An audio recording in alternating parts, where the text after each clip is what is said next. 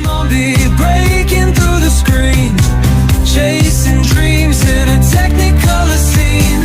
Warp drive set, let's explore the stars. Sci-fi Mombie, no matter where you are. Right now, sci-fi mamacita. I say, whoa, I'm out of frame. Hi. Yeah, that's what I say. I say I'm out of frame. Welcome to the Galactic Café. I'm April, the Sci-Fi Mombie. Thank you for joining me today. I hope you all are doing great. Oh, golly gee. My schedule lately is going to be topsy-turvy for a while, so just wanted to let you all know that. But tonight we will be having Battlestar Galactica Thursday in the Sci-Fi Mombie studio, so come join us beginning at 9 p.m. Eastern, 6 p.m. Pacific. Gonna be good. We are wrapping up 1978 Battlestar Galactica. It's coming really quick, so very, very great. Okay, let's do a little bit of housekeeping, shall we? Here at Sci-Fi Mombie and Sci-Fi Mombie Studios, we will never, ever personally DM you for donations. But the best form of digital currency is to smash those hearts, smash that like button, share out the stream, please, and thank you, because YouTube is being a PETA. They are. But anyways, never mind. So there are 5 legitimate ways, if you choose to donate to Sci-Fi Mombie, so please help us out.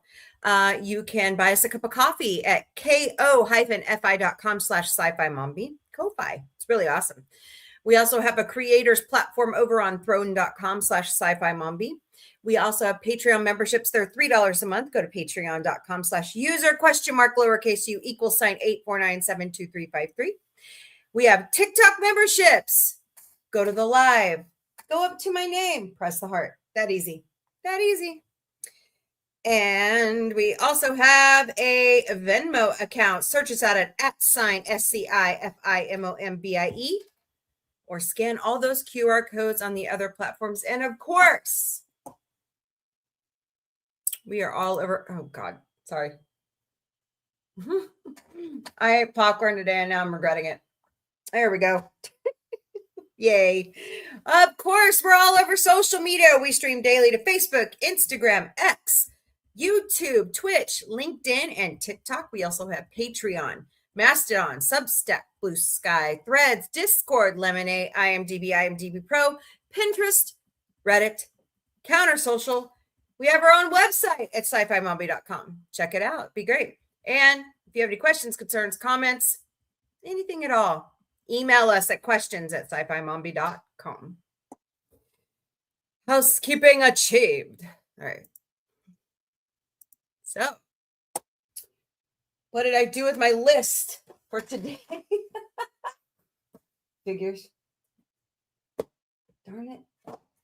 Now I can't find my pop culture list. I had here. Wait, maybe. Yes. All right.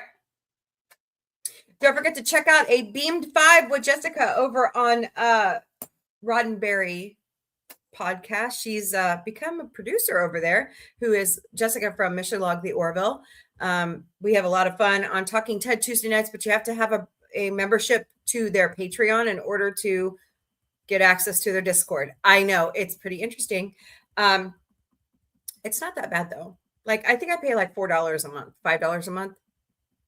So, hey, I'll support them. I love Roddenberry Entertainment. Honestly, I think it's time for Roddenberry Entertainment to become their own studio and get away from a certain evil media conglomerate. Right. Moving on. Never mind. Okay.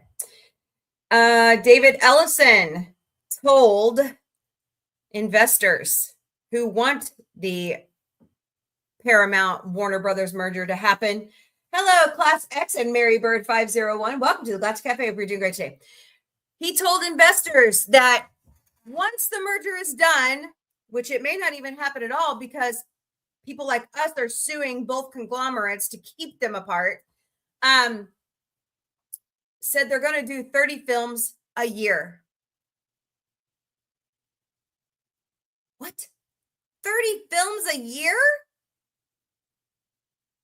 How many do they do now out of Paramount and Warner Brothers? He's saying 30 per studio. Hello, Tower Dog. Welcome to the Galactic Cafe. We're doing great today. That's a lot of film. Are you going to give a lot of really good? Hello, Hulk. Welcome. Are you going to give a lot of these independent films some light? Asking for a friend. Hello, Hair Metal for Life. Welcome to the Galactic Cafe. We're doing great today. So, I mean, it's something to think about, right? I mean, that's a lot. I mean, the industry needs work, right? They just signed that contract with SAG-AFTRA, but it just seems like I don't think this is going to turn out the way he thinks it is. That's just me. That's my thoughts. Tell me what you think in the chat, in the comments. Hello, FJ. Welcome to the Galactic Cafe. I want to know what you think. Is this going to work out for what David Ellison is saying for Paramount and Warner Brothers if the merger happens? I think he's off his rocker. Hello, Rosar. I'm just going to call you Rosa. Is that okay? Sorry, my bad. I'm terrible at this. Go live for the goal, whatever that means. Oh, I do have 10 lives over on TikTok today for my goal. Will you help me with those, please? I don't game. I don't do game. I mean, I game, but I don't do it live. So, you know, anyways. All right. Since I missed yesterday, Lars Mikkelsen, who plays Thrawn, had a birthday yesterday in the Force. So happy birthday, Lars. Kind of had a sad, hello, Sam Chuck 28, kind of had a sad thing happen yesterday. I really liked Ted Turner. I thought he was, of course, we shared political beliefs, but he passed away at the age of 87. His 5 children will be taking over financial stuff, of course. But his former ex-wife, Jane Fonda, came out and said he will truly be missed. So just a little bit of thought there. We're going to talk about today for Throwback Thursday. What are your thoughts about what Ted built? Let's talk about it, shall we? I think it'd be great. So SNL UK has been renewed for a second season. Huh, isn't that fascinating? A studio that knows how to renew things. I know I said it out loud. Sorry. And Christopher Lloyd has come out and said that he is publishing a memoir called In My Own Time. So pick that up wherever you buy your books. Hello, Robert Stoltz Zero. Welcome to the Galactic Cafe. And Tim Brubaugh, author. Welcome to the Galactic Cafe. Hope you're doing great today. All right. Got a little bit more pop culture. If my mouse will work. Let me go find it. Oh, shit. Sorry, Instagram. My bad. I love it when I do that shit. Oh, my God. I forgot to start it again. Oh, more Fuzzy Door fun. Yay. They're releasing so many cool things right now. Hold on, guys. Oh, not who I thought it was. Okay. Yeah, we need that. All right. Oh, where is my saved crap? There it is. Ted, you're so cute. I love that little raunchy teddy bear. Hello, Goji Rachel and Roels. Welcome to the Galactic Cafe. We're doing great today. And Quentin Amaris Thomas. Welcome to the Galactic Cafe. Don't forget to smash those hearts. Smash that like button. Share out the stream, please. And thank you. Greatly appreciate it. All right.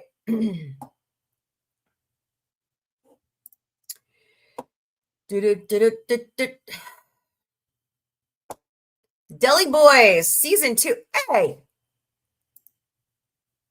is that Fred Armiston? I don't think so. No, that's the uncle. Sorry, my bad. Let me share my screen. Let me share my screen. All right, Deli Boys Season 2 will debut on Hulu May 28th. If you have not seen Season 1, get your ass out there and watch it. Hello, not much to see here and still too real for you. Welcome to the Galactic Cafe. I hope you're doing great today. I really loved the first season. It was really funny. It's got a great storyline plot. It's so worth it. And it kind of opens your eyes to, I found that it opened my eyes to the conflict between India and Pakistan. So hello, Tita and Shasta Healing Sound. Welcome to the Galactic Cafe. So go out and watch it. It's a really good show. Let's see, go back here. Robert Downey Jr. thinks that if the stars of tomorrow are influencers, he thinks it's horseshit. I don't consider myself an influencer. I just like to talk. So I know certain people who are influencers that I think shouldn't be on, but that's my opinion. But anyways, you know, he's got a point. Am I wrong? Tell me what you think in the chat. He says, when I hear people talk about, oh, the stars of the future are going to be influencers, I go, I don't know what world you're living in, but I think that's absolute horse shit.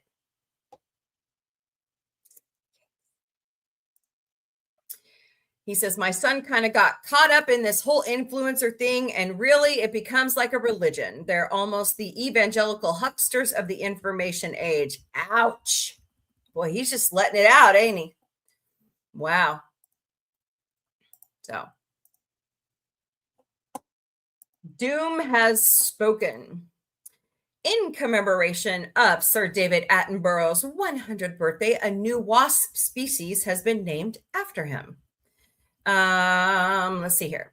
According to Nat Geo, on May 8th, Sir David Attenborough celebrates his 100th birthday, but he is receiving an unusual early present, a wasp species named after him. The wasp species has been known for decades, but was only recently designated by Gavin Broad, the wasp taxonomist and principal curator, insects at the Natural History Museum, London. Okay, I'm going to try not to botch this. Okay. Attenborough inculus towel, Tau.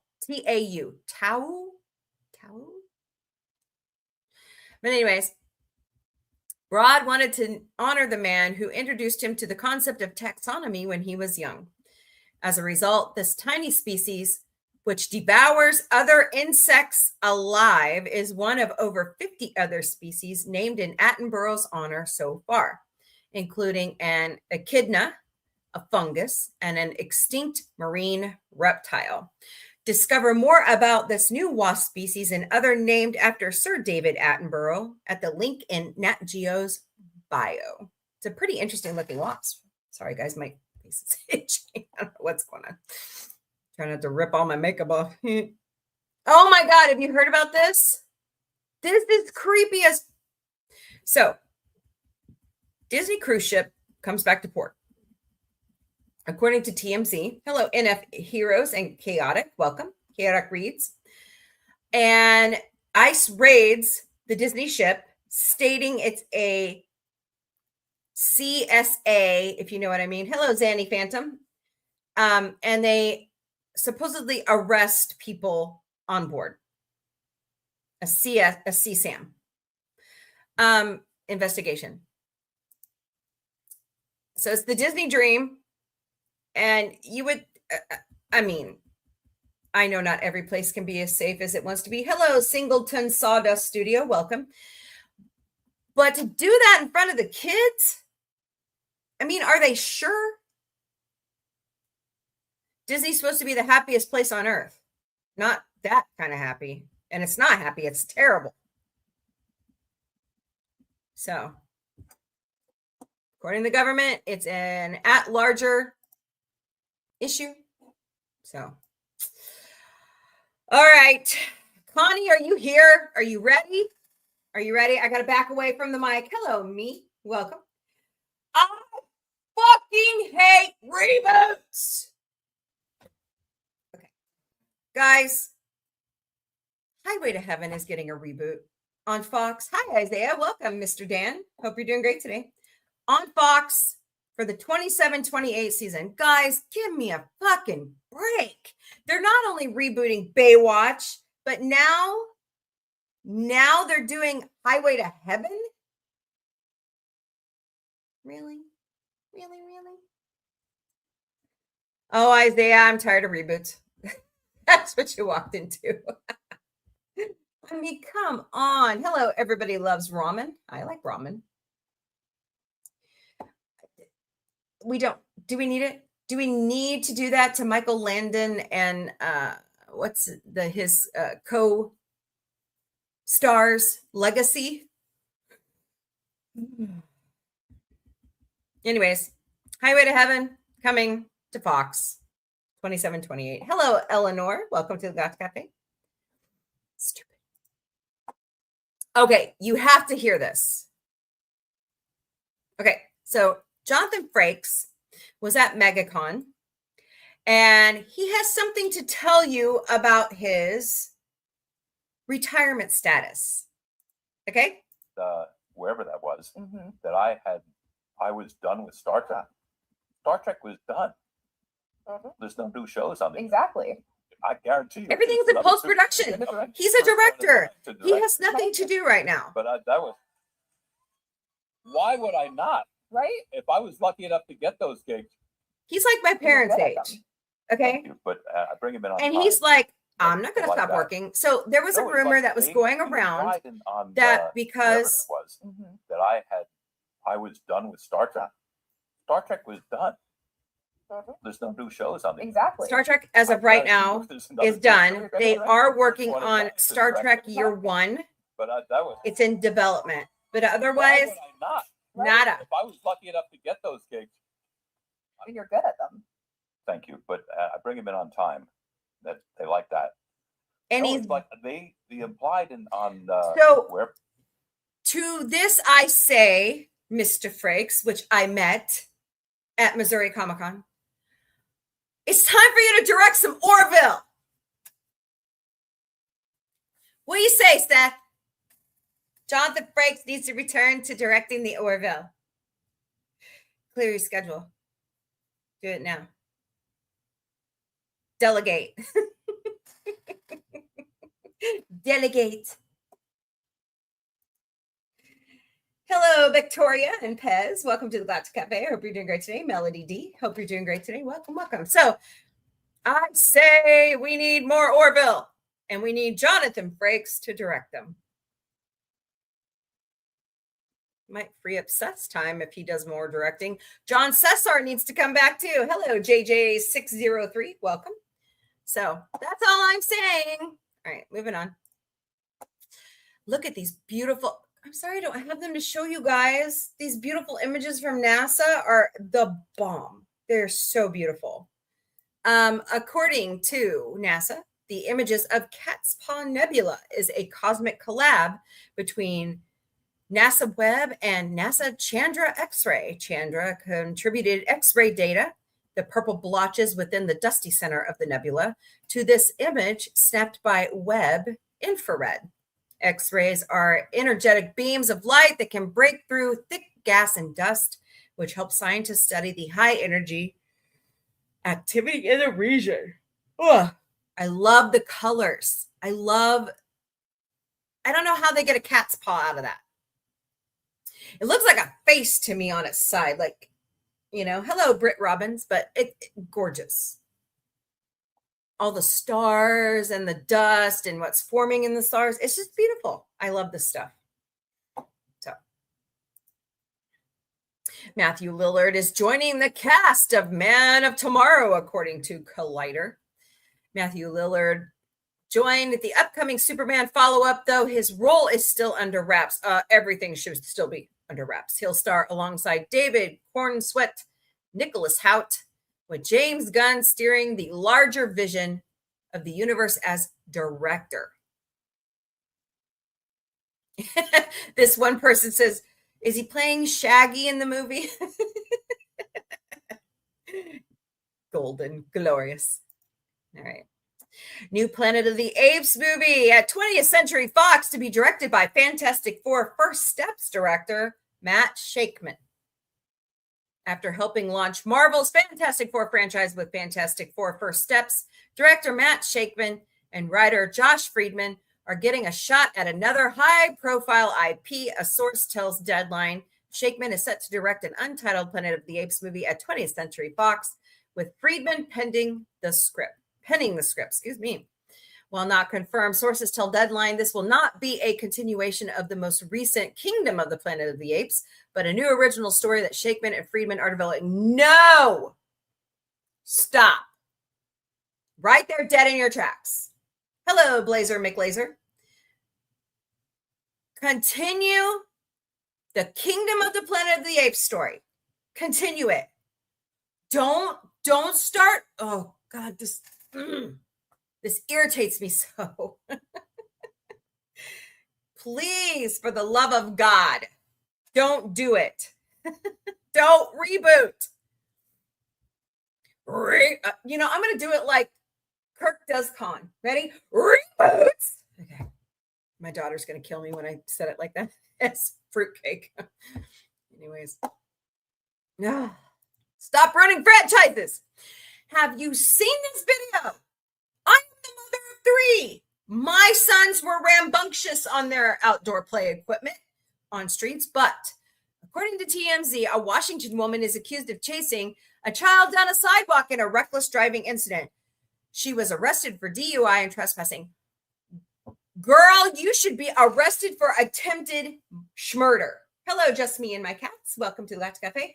My kitty cat is right there. Bootsy, the bridge cat. Right there. He's my first officer. I'm sorry. This woman needs to be charged with attempted murder. Trying to run over a toddler on a bike. I mean, this kid, well, no, he's not a toddler. He's like 8 or 9, riding a moped. Give me a break. Absolutely disgusting. Attempted murder, not assault, attempted murder. So. Oh, this is great. Okay. Okay. And I will be. Okay. So before I start this clip, Rob Paulsen played Yakko and Wacko Warner on Animaniacs, along with Pinky from Pinky and the Brain. And he's sitting there with Clancy Brown, who is Mr. Krabs on SpongeBob. Now, they're reading a script together. Now, they've done this. Rob does this every once in a while with other people. He did it with Ewan McGregor. It was so funny. Oh, my God. We were like rolling. I was rolling on the floor laughing. It was so great. But it's pretty funny. Here we go. I will be Dwight as Carl. That's Hey, Krabs. Dwight, Hey. you want an M&M? Glorious. No, thanks. I'm stuffed. No, seriously, you should have an M&M. They're really good. Okay. Good, huh? So freaking good. Hey, I thought you weren't supposed to eat. I love it anything when for a Clancy couple does the hours. laugh. It's You just, had a it's too, crab it's pudding. too great. I'm just new kind of quick drying banding. Ooh, Bonding. Hello, Spence. Yeah, Welcome to that's Galactic a Cafe. Baby lube on a coupon, but yeah, it was pretty good. what's his name? Prentist. Your dentist's name is Currentist? Yeah. Sounds a lot like dentist. Well, maybe that's why he became a dentist. Maybe. Let me see your teeth. Let me see him. Let me see him. You should floss more. I know. Well then, I'm glad you're okay. Okay, so you're Michael as Mr. Krabs. Okay. And I will be. Glorious. I love it. Let me see what else I've got here. Here's another Rob Paulsen wonder. It's time for Annie. I've seen that water tower. And we're zany to the max. I love that song. So just sit back. I actually have my own personal Yakko, Wacko, and Dot. We're Annie My kids. maniacs. Dig my crib. Dig my crib, baby. It's time for Annie. So funny. And last but certainly not least, here is the new poster for Scary Movie 6, only in theaters June 5th. I thought it was pretty fetching considering she's got a whole tray of Jell-O shots. So, Marlon Wayans, Sean Wayans, Anna Faris, Regina Hall are all back, including Sherry O'Terry. I see, what's his face? What is his name? My mind went. That's what happens when you grow older. But anyways, it looks fantastic. I can't wait to see it. All right, let me see what else I got. I think that's everything. Hey, I missed Brian Toshi's birthday. His birthday was 5 days ago. Hello, April 1027. Welcome to the Galactic Cafe. My name is April also. Welcome. Hello, Blurry Face. Welcome. Hope you all are doing great today. Don't forget to smash those hearts, smash that like button, share out the stream, please, and thank you. So happy birthday, Brian Toshi. I didn't know he was a little boy on Star Trek, the original Star Trek. And the Children Shall Lead. He was a guest star. No, Next Generation, sorry, 20 years ago. Fascinating. So, very good, very good. Have you heard Dolly? Let's listen to Dolly, shall we? Hello, Mags Ray. Welcome. And things going on in my life. Addie and Found First, Soul. Welcome to the Galactic Cafe. Hope you all are doing great today. We're listening And I to have Dolly some Parton. good news and a little bad news. But the good news is I'm responding really well to meds and treatments, and I'm improving every day. Dolly. Now the bad I'm news glad she's is improving, but it's just gonna take me a sad. little while before I'm up to stage performance level because some of the meds and treatments make me a little bit swimmy headed, as my grandma used to say. But you know, I've told you before that I've always had problems with my kidney stones. Lord, they dig more stones out of me a year Ouch. than the rock quarry in Rockwood, Tennessee. Oh, damn. But seriously, my immune system and my digestive system got all out of whack Oh, over the past couple of poor years. Dolly. And they're working real hard on rebuilding and strengthening those. And I know how hopefully she feels. I'll be Hello, able to wonderful stop getting smoke. But the truth is, Powder I am smoke. still working. I Come still back. do videos. I still record. Hello, I'm Found working Soul. on Welcome to the Galactic Cafe. Hope you're bed, doing great today. And I'm working hard on getting my museum and my hotel open in Nashville later. Nice. And I am spending a lot of time I gotta go to writing Nashville. and reworking on my Broadway musical. It's called Dolly, a true original musical. I didn't know she's that's working gonna on a be musical. opening That's later in New awesome York sauce. This fall or early I winter. love her. I love And, Dolly. Oh, on a more serious More note, Orville. sorry. Dolly on I'm gonna Orville. miss all of you that had tickets to see me in Las Vegas. You heard When me. you get along to Vegas, you have a big time. And hopefully, sometime She had to cancel her you'll come up to residency in New York Vegas. and maybe see my show. And So. I'll see you somewhere down the line. But I just want you The to know tickets also, for that thing were expensive. Hello, yes, Cassandra. and I Welcome was to the being Galactic Cafe. Hope concerned you're doing about great me today. and Carl, and you were so great about that. But after going through a year first, So send positive vibes out into the universe for and Miss especially Dolly our and anybody wedding who's suffering from anniversary illness right and now. the day of his birthday, March 3rd, But you know, prayers, that was thoughts, and hard for me, prayers. but I Think will about always everybody who's going love through all this him, stuff. and I'll always miss And him. she lost her husband But last you would year. be surprised They were married for a how long much your love time. and concern meant to me during that time. Lord, my house and my porch look like the botanical gardens with all the flowers, and my den looked like the post office with all the cards. He and really letters. did love her. Hello, So, Mud. yes, Welcome to the from the Galactic Cafe. bottom Hope of you're my doing great heart, I today. thank you. You have been a big part of my healing. So I have great doctors, and I'm doing really well, and they assure me that everything I I have. love her is makeup. It's so pretty. So I'm going with that. And I just want you to know I thank you for standing by me and that I will always love you. Thank you. Yeah, we love you, Well, Dolly. hey there, it's Dolly. Get better. Man, kidney stones are nothing to F around with. Just saying. Let's see. Have you guys heard this? Said I've asked for two. This is Sir Alec Guinness. The day before the film opens, George Lucas phoned me and said, I think the movie's kind of going to be all right. Press quite like it. You know, very grateful for little alterations you suggested. And so we'd like to offer you another 0.5%. I said, it's marvelous. Thank you very much. In a matter of a few weeks later, Thank you very said, much. about this little extra something you were kindly offering, I wonder if we could have something in writing. And he said, okay, about the 0.25%. Hello, resident punk. Welcome to the Galactic Cafe. We're doing I great had today. a contract. My agent said I've asked for 2%. And the day before the film opened, George Lucas phoned me and said, I think the movie's kind of going to be all right. Sir Alec Guinness had a hard time taking this role. I don't know if you've heard this. But he didn't think it was going to do well. And so he took it. He will always be Obi-Wan. You know what I'm saying? But yeah, I mean, Lucas came back and offered him an extra 0.5% of his royalties for the rest of his life. And one guy has it $93 million over how long? 50 years? Yeah, I'll take it. Hello, Alan Ward. Welcome to the Galactic Cafe. Hope you're doing great today.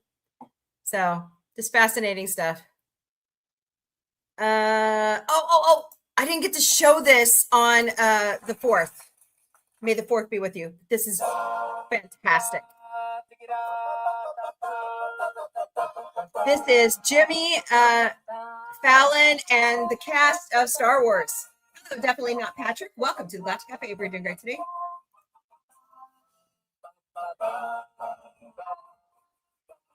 This is so awesome. Oh, God. This is going to get really bad. I may cry soon. That's Adam Driver.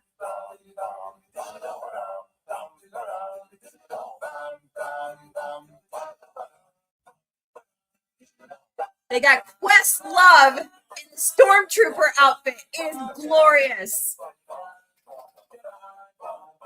Phasma.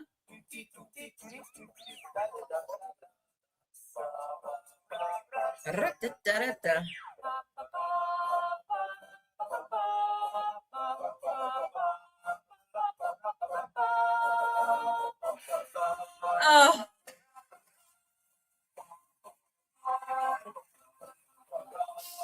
They brought Carrie's original appearance doing this, and they put it in. I was in tears on Monday when I saw this. And that was Harrison Ford. That was nice. You know, Carrie's grandchildren actually watch her on the 4th. They actually watch her a lot as Princess Leia. It's just so cute. It's really cute. MASH actress Gwen Farrell Adair passed away on 5 days ago on the 2nd. She was 93. So we're losing a lot of our MASH people pretty quickly. Sad. So rest in peace, Gwen.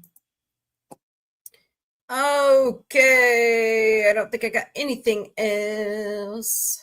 So that's all the pop culture news of the day. Anybody got anything they want to share in the chat? Let me know. May leave that open here after a while, but I had to share it because it's fun. Yes, I know I'm live. Thank you. All right. What's up, Fred? I hate Thursdays. Oh, well, I'm a former evangelical. Don't hate me. Darth Vader got deported. That's true. No, they're American. Well, I guess he's German, right? Vader is German for father. So Mickey Mouse would not be deported because he was originally drawn in Kansas City. Hello, the Black Rose Tara, M, Jeff Travel Biz Fitness, and Ponchos Are Forever. Welcome to the Galactic Cafe over on TikTok. Hope you all are doing great today. I totally hate Little House on the Prairie. I'm not looking forward to the reboot. Reboots. Okay. Hello, Mara. That is my pet peeve in Hollywood right now. Freaking reboots. I don't want to watch them in a van down by the... Okay, I'll stop. In NASA, they consume LSD. You're funny. In this climate, they probably need to. Just saying. So, what's everybody up to? Can't post comments to some destinations. Pourquoi? I mean, I know I need to pay the bill for X. Okay, so. All right, I'm looking forward to the Christopher Lloyd memoir. I think that's going to be fantastic. There's something I was going to show.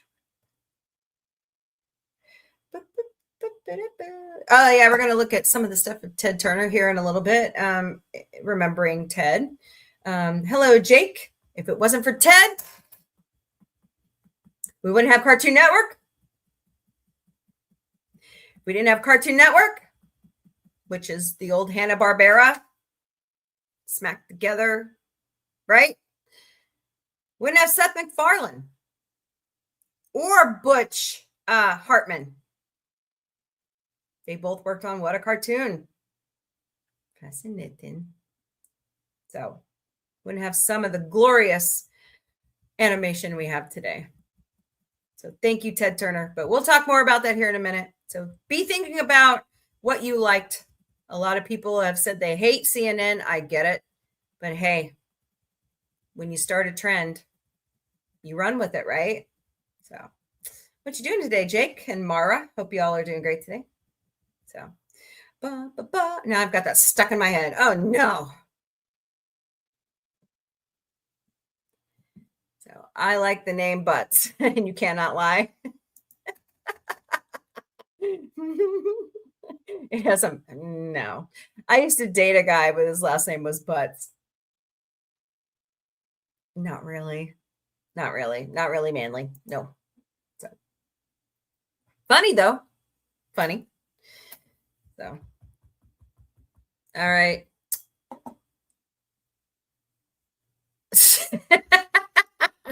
Butch Hartman, you know, Fairly Odd Parents? Odd Parents, Fairly Odd Parents. Yes, Danny Phantom. The thing we loved about, hello, Topher. Welcome to the Galactic Café. You're doing great today. The one thing we like to do with Danny Phantom, when our cat Shimmer would sit on boxes, we would call her the box cat. So my other cats don't really do that like Shimmer does. So Director Shimmer, actually. But anyways, but I'm glad that, you know, if it wasn't for Ted Turner, I wouldn't have had my afternoon watch parties with my dad, which was, hello, Pup Justin, welcome. Hogan's Heroes. Carol Burnett Show. Hello, Di. JB Rees, welcome. My grandpa was anti-fascist. Love it. I love it. I hope you are. I am. Glorious. Love it. So what are you up to, Fred? See, we have 6 people watching. Hello, hello. Hope everybody's doing great. Hello, Julia. Welcome to the Galactic Cafe. Hope you're doing great today. Don't forget to smash those hearts, smash that like button, share out the stream. I have an appointment with my surgeon. I need to have surgery this year. Just want to let you all know. I don't know what I'm going to do with the show. No, Psychiatric Army 4. Go away. I might have friends fill in. It may just go on hiatus. I did find out that I could do like repeating old episodes of Sci-Fi Mombie. I don't know. I've been waiting a long time for this surgery. It's like the first step in getting all this excess skin, thank God, off of me. I don't know. You all know I had gastric sleeve surgery 6 years ago. I've been waiting and waiting patiently. So I'm hoping that it all gets covered 100% and I don't have to worry about anything else. And then I'm going to have to do other parts in phases like my arms and my back and maybe a little bit of my neck. And yeah, let me tell you, I mean, I'm almost 50. I'm not going to lie to you. I'm 47. And I wish I had given a damn about my skin health when I was younger. And I wish I had been diagnosed sooner with PCOS, because that's a lot of the reason why I have such body dysmorphia. Hello, Millie Moonfay. Welcome to the Galactic Cafe. So, but getting finally to do something about it is the best thing ever. So, and unfortunately, I do have a hernia, and I have to start doing, it's doctor ordered, strengthening my core muscles, and it just freaking hurts. It just freaking hurts.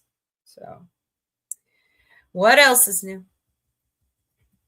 Temperatures are going to drop Sunday. This is like the weirdest weather. You guys been noticing this? Hello, Belk. Welcome to the Galactic Cafe. It was like 30 something degrees here this morning in the Ozarks.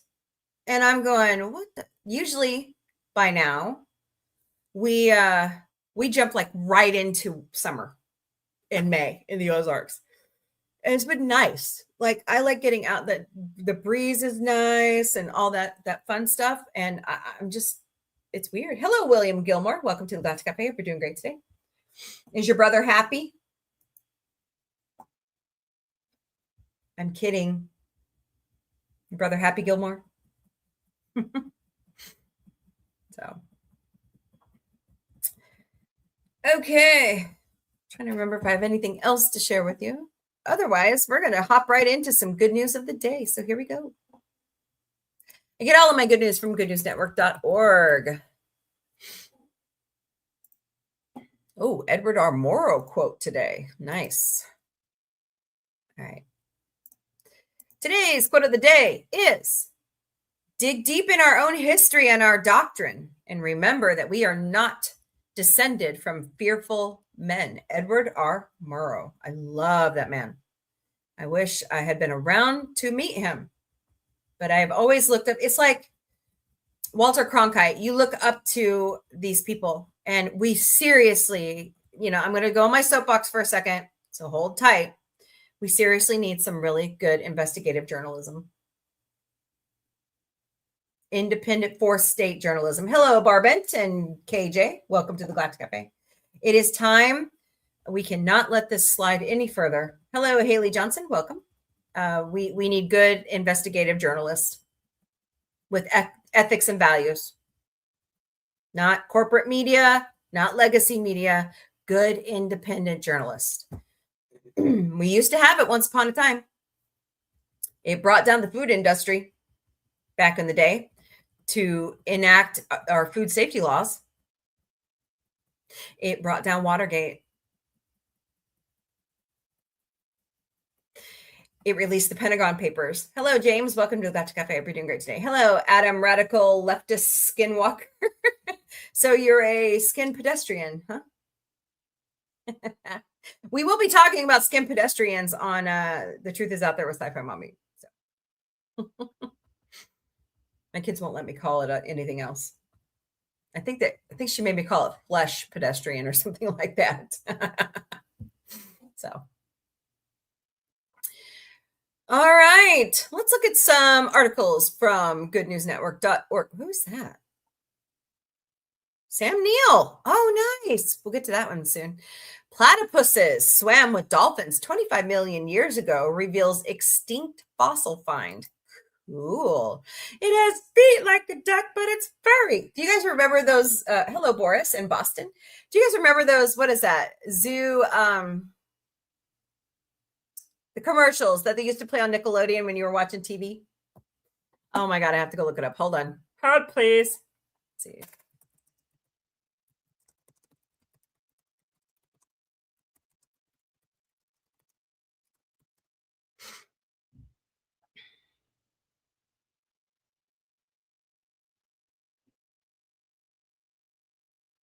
What was it called? Well, no, it was called Zoo something. Wild Treasury is what they're saying. I don't think that's right. Anyways, but I got like one introductory packet when I was a kid, and it had the platypus in it and all some other animal stuffs, and it was fun. It's fun to know that stuff. Everyone who knows that Perry the platypus, platypus, is the world's strangest mammal, obeying conventions as well as Alice Cooper or Ozzy Osbourne ever did. But as exciting new fossil is revealed, more about this ancient lineage long history, namely some serious gnashers. Paleontologists made the rare discovery east of the Findler's Range in the remote outback of South Australia. Platypuses are extremely rare in the fossil record and are often restricted to teeth. So it's exciting to find new material and learn more about these unique mammals, said Dr. Aaron Camnens of Flinders University.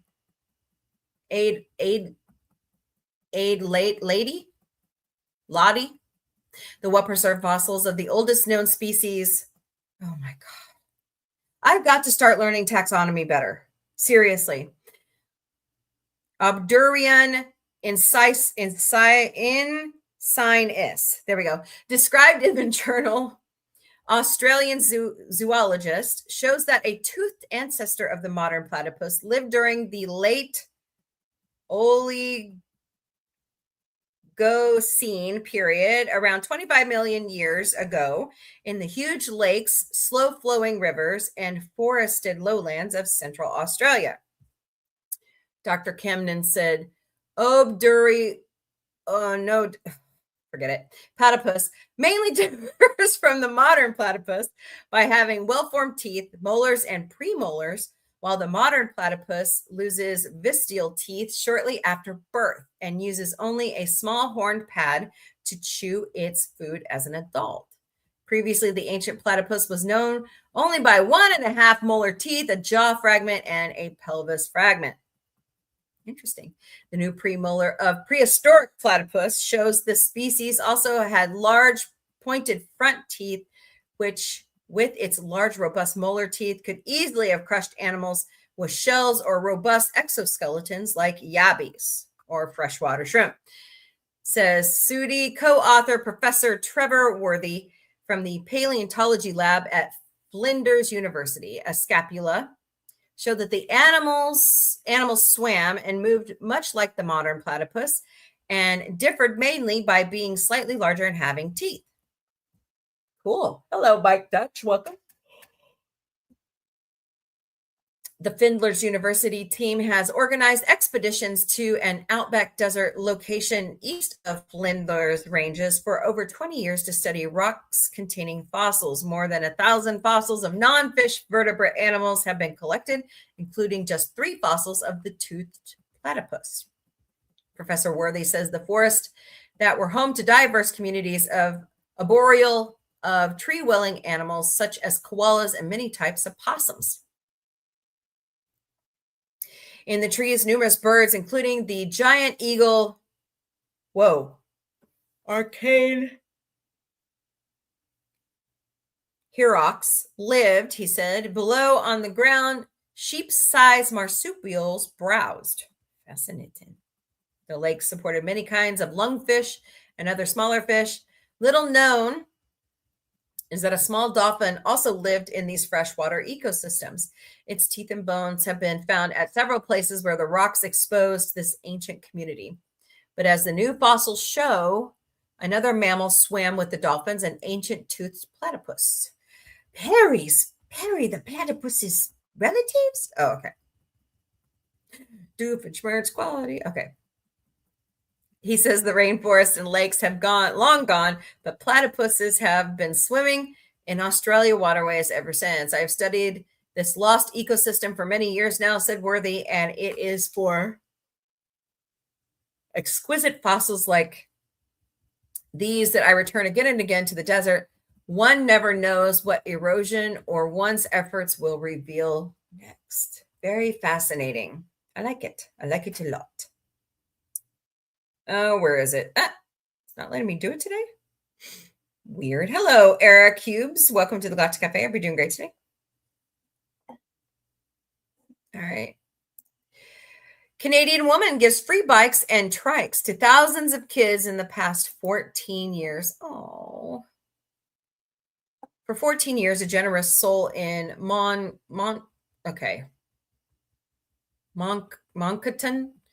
has been collecting donated bikes and children's tricycles and holding regular giveaways for families who can't afford to buy one. The reward of seeing kids smile and ride off on their bikes is precious, said Krista Richard, organizer of the Bikes and Trikes for Everyone program. Richard collects the bikes all year round and fixes them while holding the giveaways between April and October. Last year, some 400 children were on her waiting list, like Ewans and Oz, who put on their best Friday clothes. Oh, that's so cute. And got their hair done for the big day when they'd ride off on their first bike. That's adorable.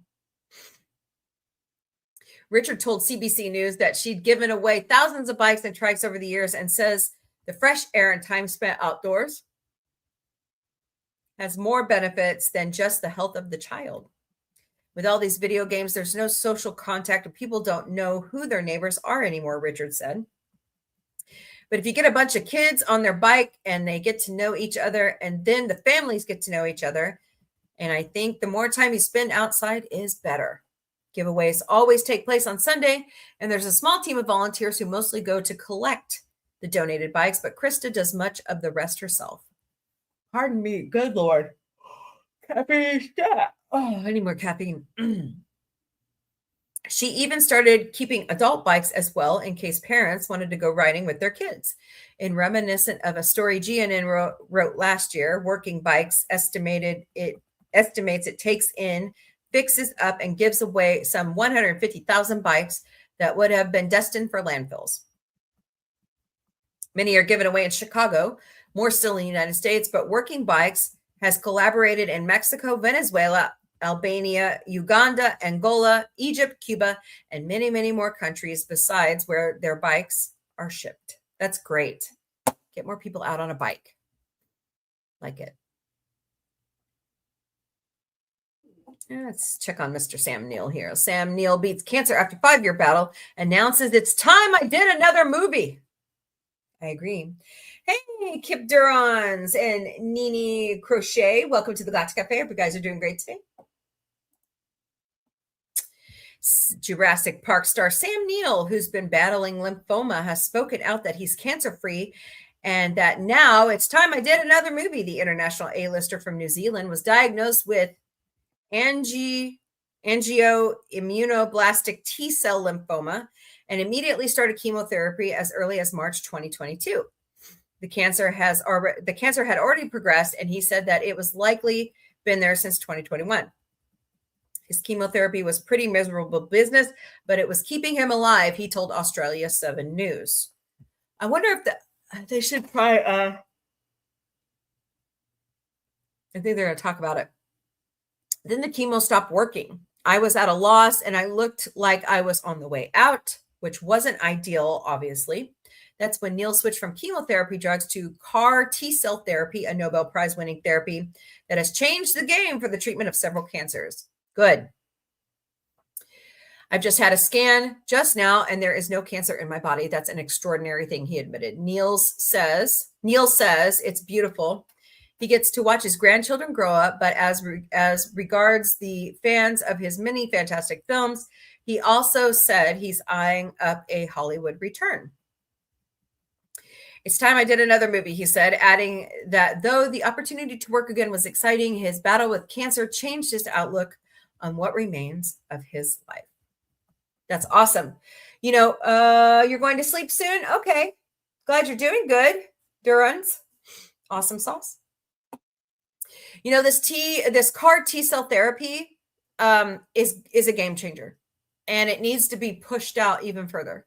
So what else is here? No. Orphaned otter found on a beach is now surrogate mother to an orphaned pup found on the same beach.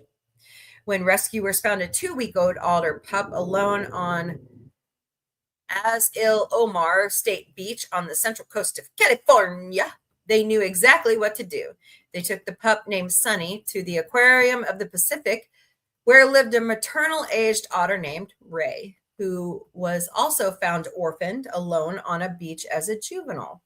Oh, it's a full circle moment that saw Ray adopt Sunny through a pioneering surrogate initiative run by the Monterey Bay Aquarium, or the MBA.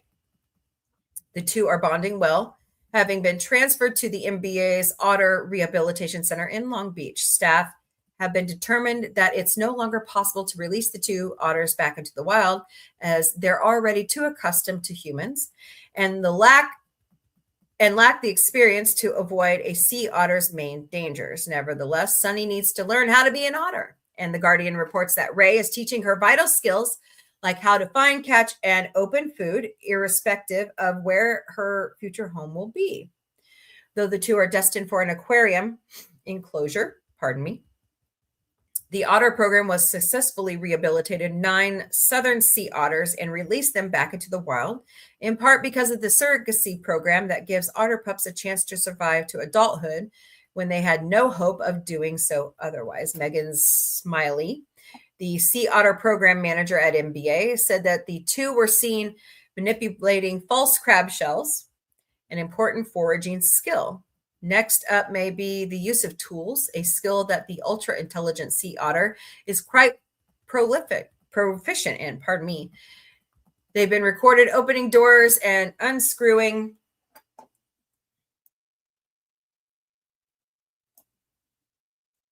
Hello, Ziegel 505 and Miss LV Adventures. Welcome to the Galactic Cafe, or Myas LV Adventures. Sorry about that. Let's see. They've been recorded opening doors and unscrewing nuts from bolts. That's funny. Ray isn't neglecting the lovey-dovey part of motherhood either. And when it's time for a nap, we'll put Sunny onto her chest, belly up, to relax her. It doesn't matter what species you are. Motherhood is hard work, but Ray seems to excel at it. Oh, that's so cute. Well, that's awesome. All right. More good news on this date in history. 80 years ago today, the innovative electronics company Tokyo Telecommunications Engineering, co-founded by Akio Morita and Masura Ibuka, first began operations with 20 employees, the later taking the name Sony. Hello, BNet. Welcome to Galactic Cafe. They built Japan's first tape recorder in 1955. Sony's transistor radio cracked open the U.S. market, launching the new industry of consumer microelectronics, with teens being the biggest users. 1946. Wow. Sony's genius also set the industry-wide standard for professional video cameras and recording with its Betacam format in 1982, which is still in use today, particularly in television news gathering. But the company's success spans so much more than just recording technology, becoming a leading force in photography equipment, video games, television, and disc reading sets, pioneering the Blu-ray format, and more. Sony came to typify the excellence associated with Japanese products in the 80s and 90s. Unveiling the Sony PlayStation in 1991, the console became one of the biggest 3 units along the Nintendo products and Microsoft Xbox. The most recent iteration, the PS5, seems to have finally broken free from the other two, outselling the 5th generation Xbox by an enormous margin. As of 2020, Sony holds a 55% share of the global image sensor market, making it the largest image sensor manufacturer, the 2nd largest camera manufacturer, a semiconductor sales leader, and the world's 3rd largest television manufacturer by sales. 100,000 people and then some are employed by this now massive conglomerate, which boasts revenue of $90 billion a year. Impressive. I think that's great. Hello, Mama Kay and Glow. Welcome to the Galactic Cafe. Hope you're doing great today. Who's over here on...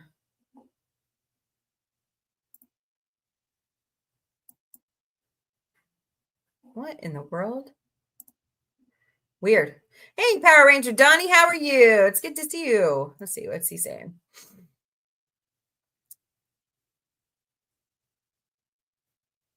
Who's a Domna and all?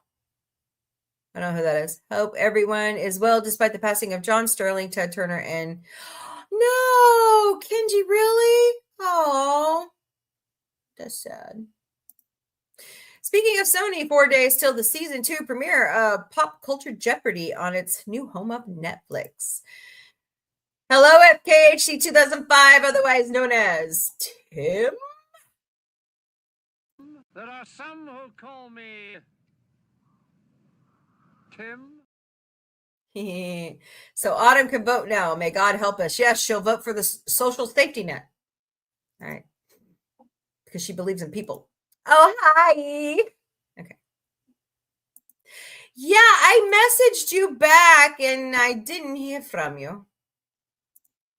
Anyway, all right, moving on. Hello, Glow. Hope you're doing great today. Stark of Iron, huh? All right, more good news on this date. May 7th.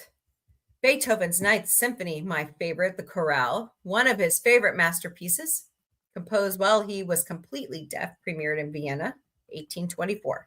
The American Medical Association, or the AMA, was founded in Philadelphia, Pennsylvania in 1847. General Alfred Jodly, assistant to Schmittler's successor, signed Germany's unconditional surrender at Reims, France, ending the Nazi aggression in World War II, 1945. The concept of the integrative circuit, the basis for all modern computers, was first published by Geoffrey W.A. Doomer, 1952.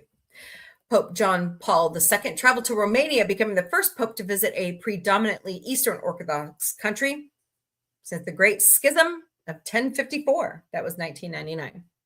Interesting.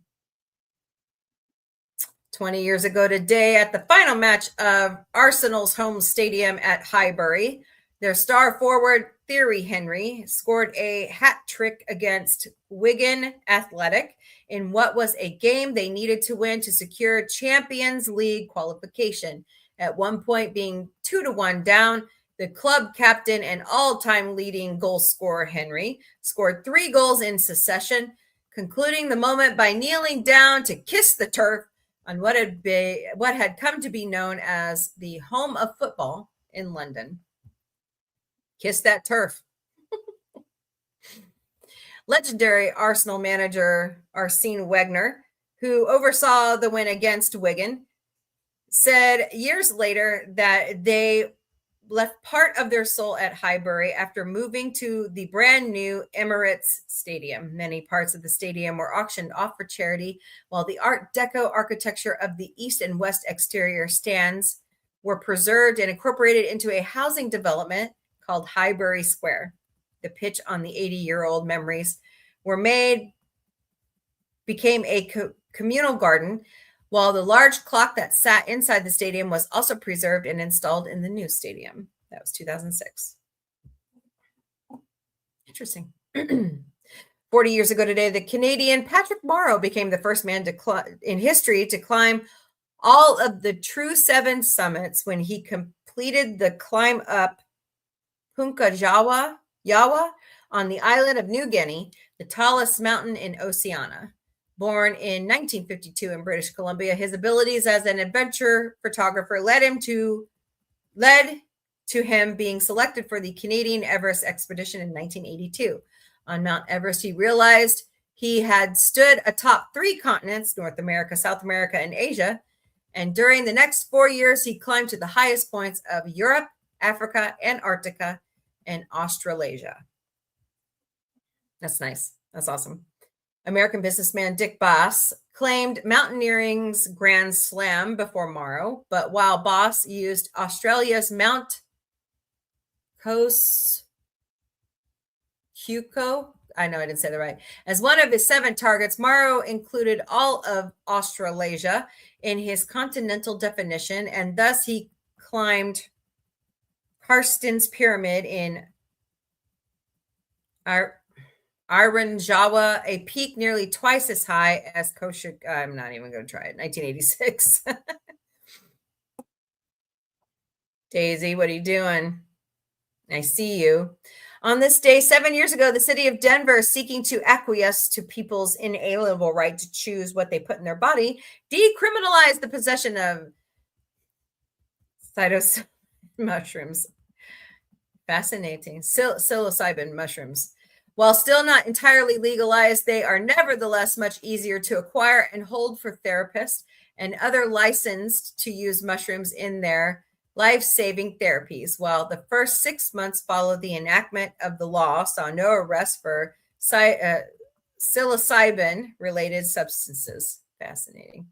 A year later, before the news from Denver, the FDA had placed psilocybin as a breakthrough therapy designation following years of research by Johns Hopkins University, after which Boulder, DC, and Oakland, California all passing similar restriction easing.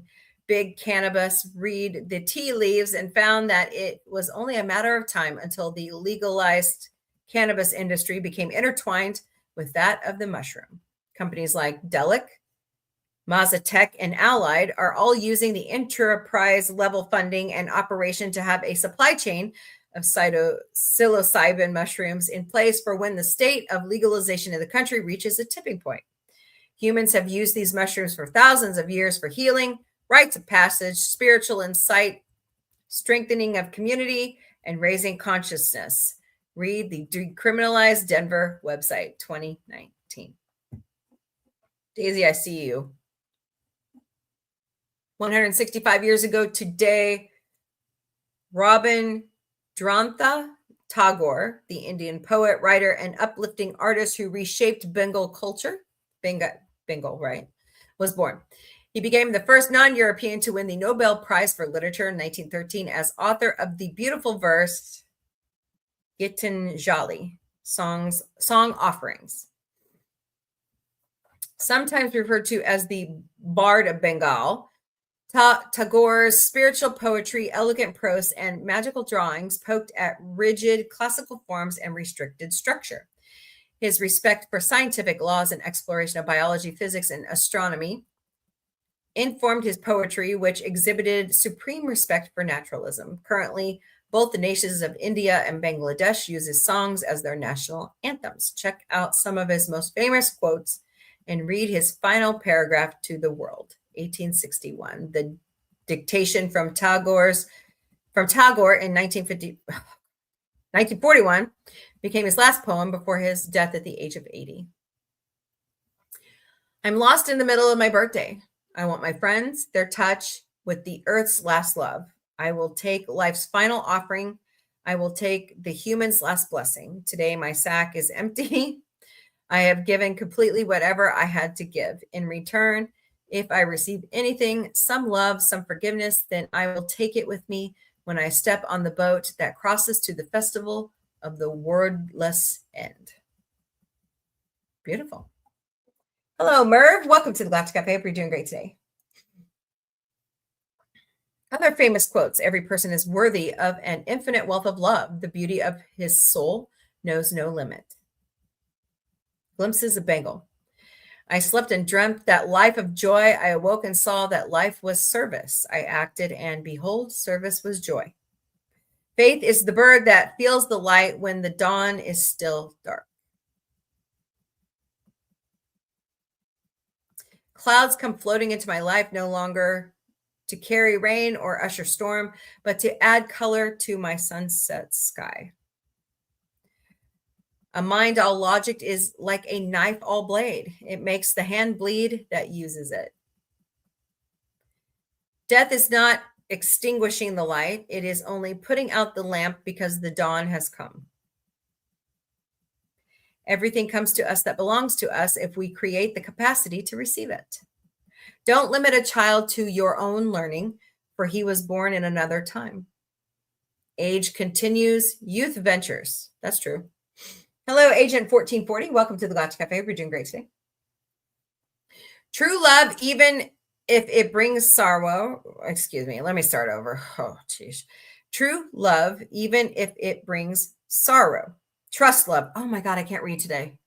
What the hell? Trust love, even if it brings sorrow. I will get it out eventually. Do not close up your heart. Yikes. All right. One of his greatest masterpieces, Beethoven's Ninth Symphony, composed while he was completely deaf, premiered in Vienna. It was the composer's first onstage appearance in 12 years. The hall was packed. Beethoven was several measures off and still conducting when the orchestra finished because he couldn't hear him. Hello, Chuck the Charlie Horse Johnson. Welcome to the Galactic Cafe. I hope you're doing great today. I love playing Beethoven. That was some of my favorite music. The contralto Caroline Unger walked out and forcibly turned Beethoven around to accept the audience's cheers and applause. According to one witness, the public listened to his wonderful, gigantic creations with the most absorbent attention and broke out in jubilant applause, often during sections and repeatedly at the end.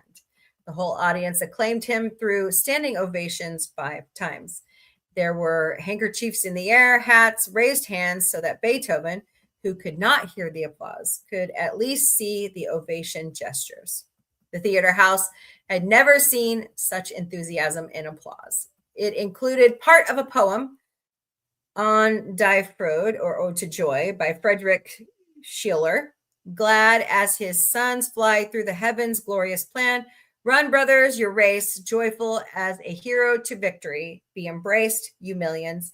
This kiss for the whole world. In modern-day odes to Beethoven's Ninth, the symphony is used as the official anthem of the European Union. Students in Beijing's Tiananmen Square broadcast the symphony through loudspeakers during their 1989 protests as a statement against tyranny. And a famous performer conducted by Leonard Bernstein on December 25th, 1989, celebrated the fall of the Berlin Wall. That was 1824. Oh, wow. 307 years ago today, and celebrated today, the city of New Orleans was founded by Jean-Baptiste Le Moyen de Bienville, wow, of the French Mississippi Company. Wow. It was named for the French city of Orleans and became a major U.S. port known for its multilingual Creole culture and cuisine. And of course, for the music, the birthplace of jazz is Bourbon Street in the French Quarter. With its annual Mardi Gras and jazz festivals, the Big Easy has become the most unique city in America. That was 1718. And it has bounced back greatly since Hurricane Katrina. Hello, Asmotus. Welcome to the Galactic Cafe. We're doing great today. Jimmy69, welcome. Thank you for the hearts. Keep smashing them, please, and thank you. Greatly appreciate you all. 107 years ago today, Eva Perón, the First Lady of Argentina, beloved by millions as a champion of the poor, was born. Too bad they can't do that today everywhere. Impoverished as a child, Evita took charge of ministries of health and labor after her husband Juan was elected president in 1946. She devoted a huge amount of time to meeting with poor Argentinians, visiting hospitals and orphanages, giving money and medicine, and huge hugs and kisses to the poor and the sick. Her Eva Perón Foundation distributed 500,000 sewing machines, 400,000 pairs of shoes, and 200,000 cooking pots annually, and handed out toys at Christmas to 4 million children. It also funded the buildings of hospitals. It also funded the building of hospitals, schools, and housing for homeless women. Jeez, having one of those days. During her 6 years in office, Eva Perón also championed women's suffrage until females did get the right to vote and run for office. Her career and life were cut short by cancer at the age of 33, but she was honored like a fallen saint by Congress, and 3 million weeping people in Buenos Aires attended her state funeral. Not only has she been featured on national coins and currencies, but many Argentinians view her as an actual saint, hanging her photo on the wall next to the Virgin Mary. Indeed, the Congress before her death gave her the title Spiritual Leader of the Nation. Cristina Fernandez de Kirchner, the first woman elected as president of Argentina in 2007, claims that women of her generation owe a debt to Eva for her example of passion and combativeness. Her fame also transcended continents in the 1970s when Andrew Lloyd Webber produced the stage musical Evita, and worldwide fascination was revived again in 1996 with the musical film starring Madonna. She was born in 1919. 185 years ago today, Peter Tchaikovsky, the iconic Russian composer, was born. Famous for his ballets like The Nutcracker Swan Lake, Romeo and Juliet, and The Sleeping Beauty, he also wrote popular classical works, including the famous 1812 Overture, the one with the cannon fire played on United States Independence Day. He became the most popular Russian composer of all time, and the first whose music made a lasting impression internationally, bolstered by appearances as a guest conductor in Europe and America until his death at the age of 53. So here are some highlights of his amazing works.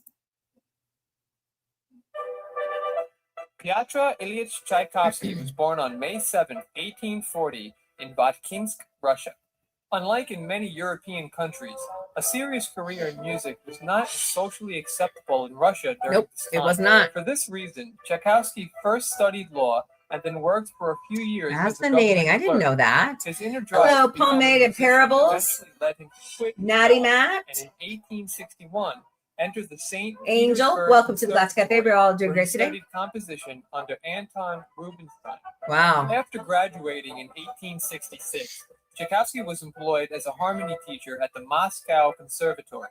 However, he was able to retire when in 1877 he was granted annuity from Nadezhda von Meck, who commissioned him in return for his compositions. Even though by mutual agreement the two never met, this arrangement lasted for over a decade until Madame von Meck ended their relationship without explanation in 1809.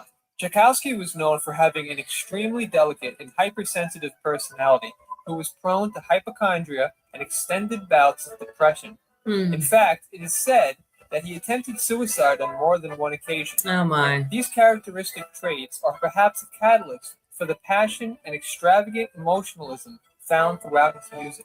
Of all of his compositions, his contribution to the traditional ballet repertoire is what keeps Tchaikovsky a household name to this day. Three of his most renowned ballets include Swan Lake, movie starring Natalie Portman,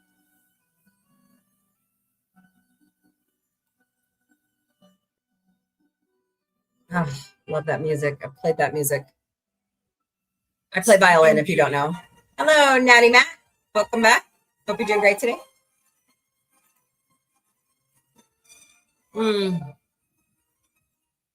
No, I didn't play that one. and The Nutcracker. Play that one. That's the dance of the sugar plum fairies. Hello, Havercamp. Welcome to Glass Cafe.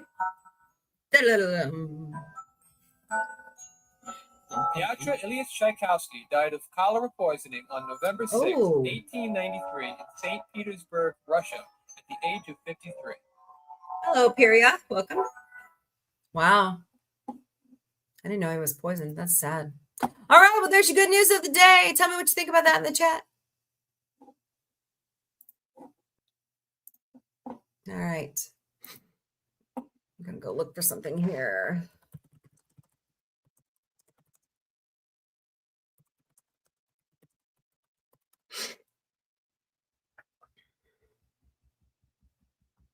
So today we are paying homage to Ted Turner, or Robert Edward Turner III. He was born November 19th, 1938 in Cincinnati, Ohio. He was a pioneering media mogul and philanthropist, best known for founding CNN, the first 24-hour cable news network, which launched in 1980. He began his career at his father's billboard company, Turner Advertising, becoming president and CEO in 1963 after his father's unalivement. He expanded into broadcasting by purchasing a struggling Atlanta UHF station in 1970, which evolved into Turner Broadcasting System, or TBS, pioneering the superstation concept via satellite distribution. Turner revolutionized television with the launch of CNN, reshaping news into continuous global service. He later founded TNT, Turner Classic Movies, and of course, my favorite, Cartoon Network, 1992. He owned the Atlanta... What? No way. He owned the Atlanta Braves and the Atlanta Hawks, branding the Braves as America's team, and played a key role in professional wrestling by acquiring Jim Crockett Productions, rebranding it as World Championship Wrestling, or the WCW, In 1996, he sold Turner Broadcasting to Time Warner for $7.5 billion, remaining the vice chairman until the AOL merger in 2001, after which he stepped down. That is fascinating. Wow. Philanthropy in later life. Turner was a major philanthropist, donating $1 billion to the United Nations in 1998 to create the United Nations Foundation and co-founding the Nuclear Threat Initiative with Sam Nunn. He was one of the largest private landowners in the United States, promoting conservation and bison restoration. Oh boy. If he knew what Tangerine Palpatine was doing right now to bison, he'd be very upset.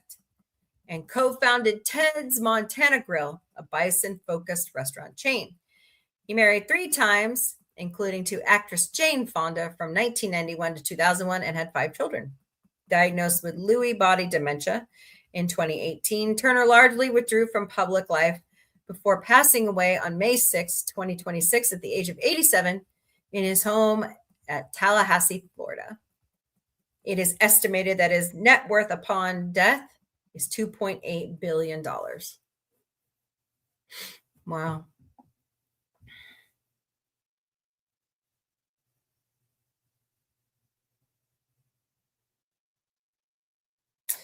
He became the Southern Ocean Racing Conference champion in 1966 with his first cruising yacht, the Vamp X.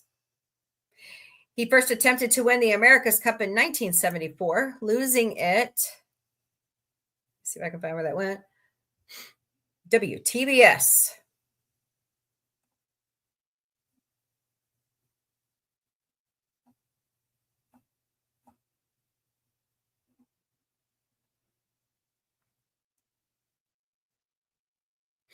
Interesting. Okay, I'm trying to find that. It's got to be down here somewhere. Ba-dum-bum-bum. Sailing. Here we go.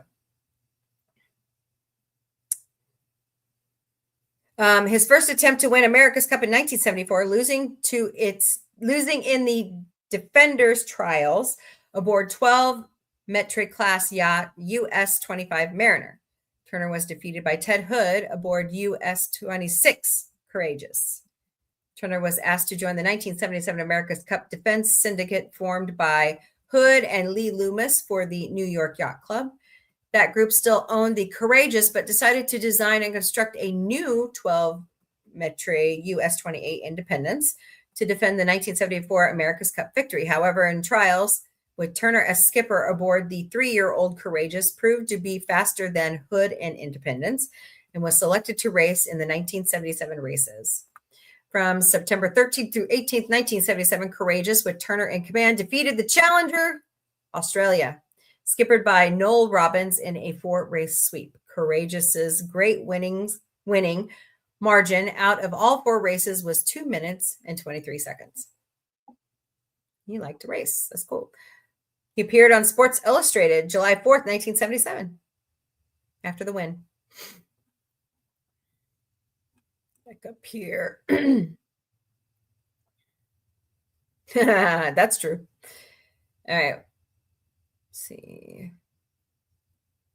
Turner Doomsday Video.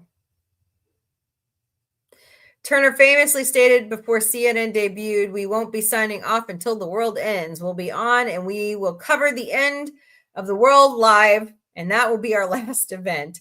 We'll play the national anthem one time on the 1st of June, the network's debut, June 1st, 1980. And when the end of the world comes, we'll play Nearer My God to Thee before we sign off." Reportedly, Turner planned to make good on that promise. To this end, he commissioned a video recording of a military marching band playing the hymn. Turner sometimes played the tape for reporters, noting the reason he made it. In 2015, the video was found in CNN's database and was leaked. The video was tagged in the database as "Hold for release till the end of the world is confirmed." Fascinating.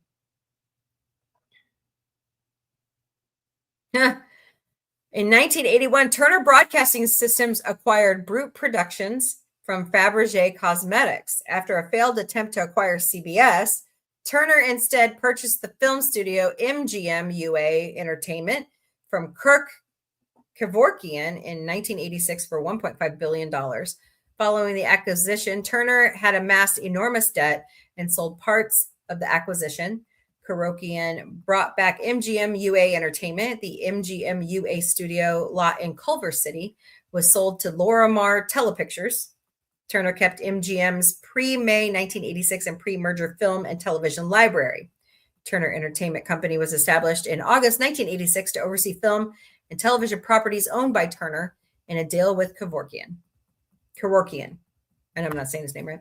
Having acquired MGM's back library of 2,200 films that were made before 1986, Turner syndicated them to television stations across the country. Cha-ching!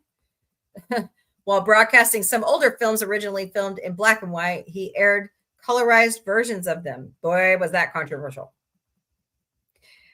Opposition to Turner's colorization arose among cinephiles, film critics, actors, and directors. Film critic Roger Ebert wrote that broadcasting a colorized Casablanca will be one of the saddest days in history of the movies. It is sad because it demonstrates that there is no movie that Turner will spare, no classic, however great, that is safe from the vulgarity of his computerized graffiti gangs.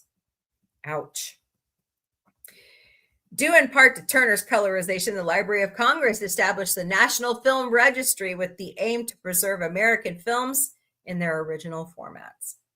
In 1988, Turner purchased Jim Crockett Productions. He renamed it World Championship Wrestling, which became the main competitor to Vince McMahon's World Wrestling Federation, which is now World Wrestling Entertainment because they lost their lawsuit against the World Wildlife Federation. This rivalry became known as the Monday Night War and would last throughout the 90s. In 2001, under AOL Time Warner, WCW was sold to WWE. I'll be damned. Also in 1988, Turner introduced Turner Network Television with Gone with the Wind. Oh, great movie. TNT initially showing older movies and television shows, added original programs and newer reruns. Turner would later create Turner Classic Movies, TCM, in 1994, airing Turner's library of pre-1986 MGM films, Warner Brother films made before 1948, and all RKO films, as well as licensed to 1,000 other films. Nice. Hello, I am Groot, Doris, Speaking Cat, Krista 9, and Bianca Donica, Doncy. Sorry, my bad. Welcome to the Galactic Café Galleries. I'm doing great today.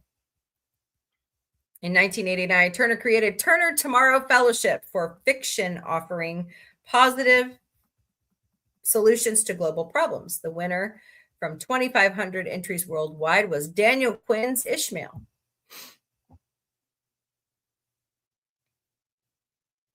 Captain Planet, he's our hero.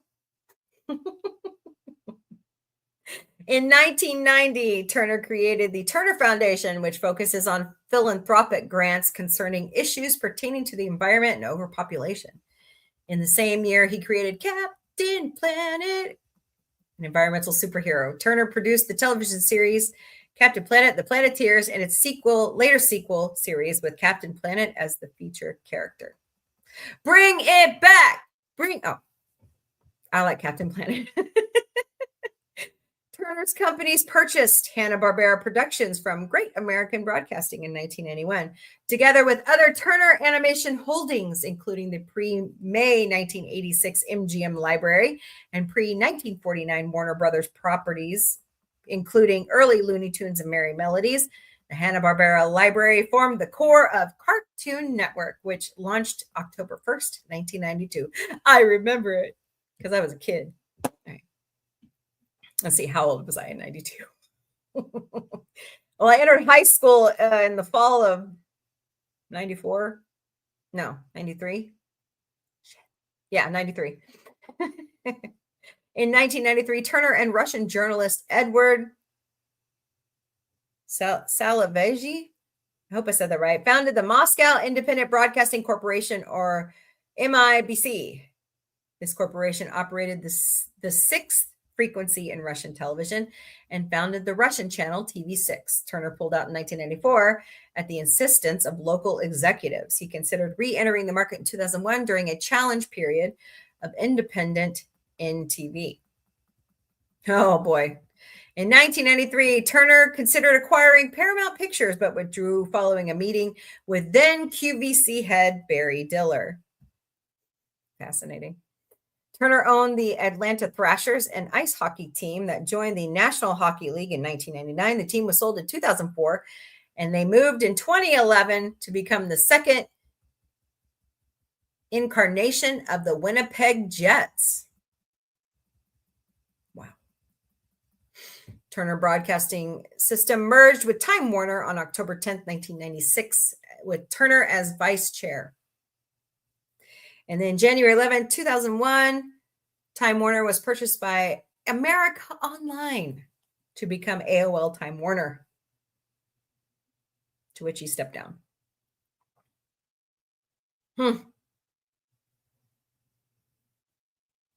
Cool. Turner was Time Warner's biggest individual shareholder. It is estimated he lost as much as $7 billion when the stock collapsed in the wake of the merger.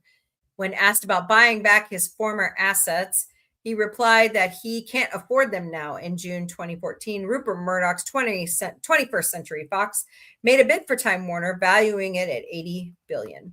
The Time Warner board rejected the offer, and it was formally withdrawn on August 5th, 2014. Rivalry with Rupert Murdoch. Turner had a long-run feud with fellow cable magnate Rupert Murdoch, which lasted for years. This originated in 1983 when a Murdoch-sponsored yacht collided with the yacht skippered by Turner, Condor, during the Sydney to Hobart yacht race, causing it to run aground 6.2 miles or 10 kilometers from the finish line. At the post-race dinner, a drunken Turner verbally assaulted Murdoch, afterward challenging him to a television fist fight in Los Angeles. I would have watched that. Murdoch's Fox News, established in 1996, became a rival to Turner's CNN, a channel that Murdoch regarded with disdain for its liberal slant in news coverage. In the midst of a merger between Turner's company and Time Warner, Turner said the combined company would squash Rupert Murdoch like a bug. Soon after, Time Warner refused to carry Fox News on their New York City cable network. In 2003, Turner challenged Murdoch to another physical fight and later on accused Murdoch of being a warmonger for his support and backing of President George W. Bush's invasion of Iraq. However, in an interview with Variety in 2019, Turner said he and Murdoch had since made amends. That's good. Of course, he owned the Atlanta Braves. They won the World Series in 1995.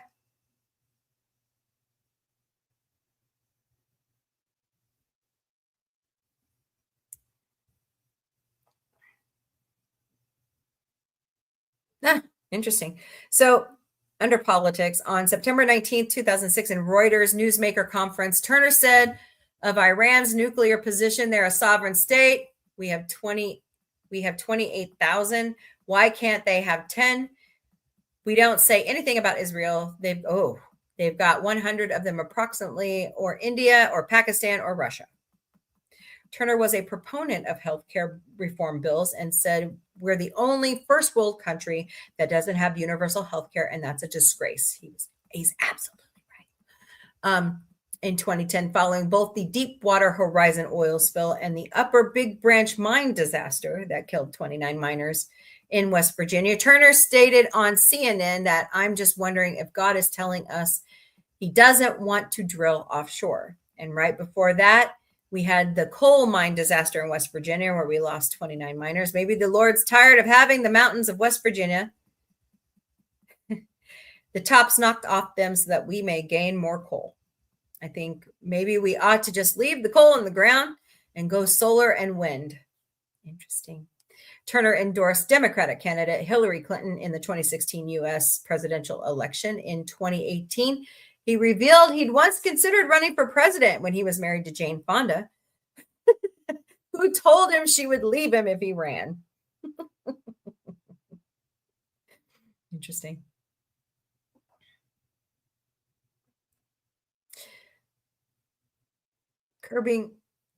population growth. Along with advocating for clean water and improved stewardship of land, he established the Turner Foundation to address ways to curb population growth. Turner put $125 million of his own money into the foundation and spent $6 million per year to address population growth rates. Addressing the use of at a Montana gathering in 1996, he stated that he denied discussing about having eliminations in population growth. Yeah, I don't think he would ever say that. He went on to discuss hunger and poverty and ways to address those issues. In 2009, Turner met with other business moguls, including Oprah Winfrey, Bill Gates, George Soros, and David Rockefeller, to address issues ranging from the environment to healthcare. The group also addressed population growth with discussion of vaccines and immunization efforts being criticized due to the perception that decision-making and public policy could be directed by a handful of elites. Wow. Did he see that coming? Although no formal statement was released, the event was covered by Paul Harris for The Guardian.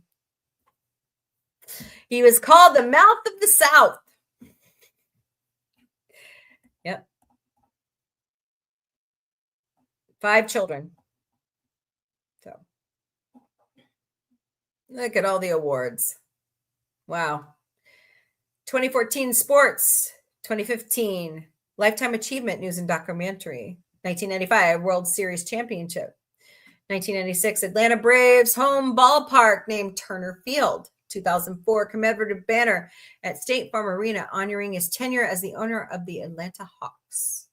Media, 1984 Gold Plate Award of the American Academy of Achievement.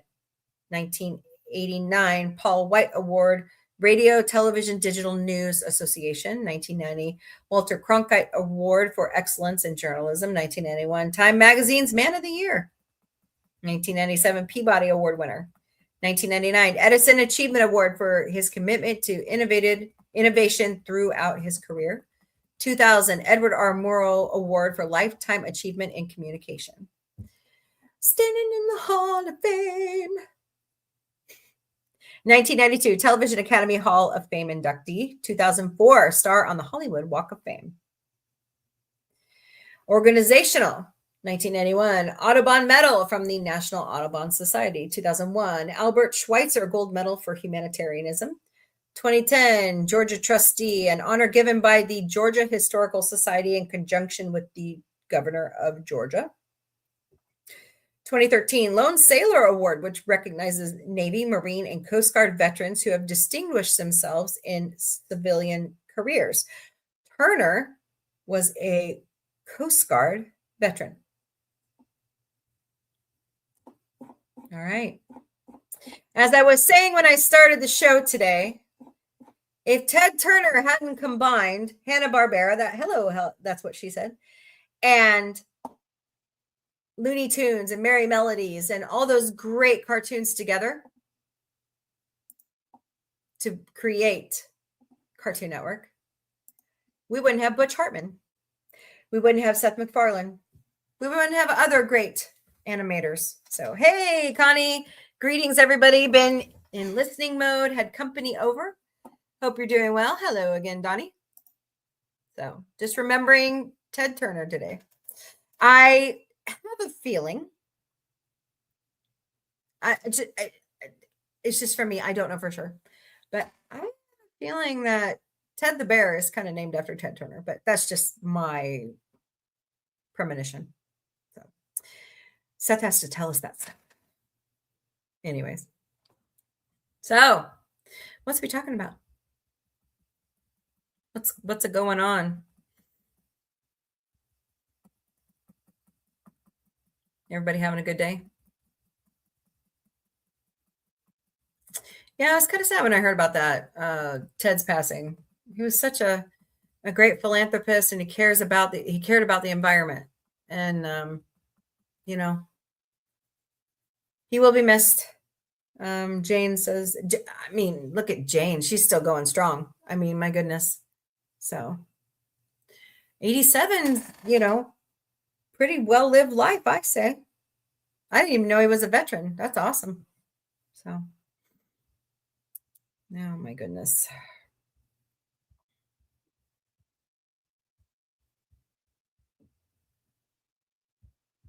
I need to go Mother's Day shopping for my mommy.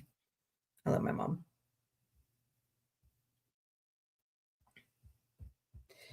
Oh, so anything new? Anything cool? Anything fun? Hello, Kentuck. Welcome to the Glass Cafe. Hello, Leona Barber. Welcome. Hello, Storm Eagle 75, Havercamp. JB Cool. Hi, JB Cool. Kentuck, I said hello. I'm good. I got an appointment to talk with my surgeon. Okay. So that's coming up on the 18th. Well, it seems that WKRP in Cincinnati is already a real life radio station. Yep, they are. I'm fine. Thank you, Miss Connie. Cool. I'm at WKRP. Isn't all of the people who was on that show, aren't they all gone? Is anybody left? Hold on.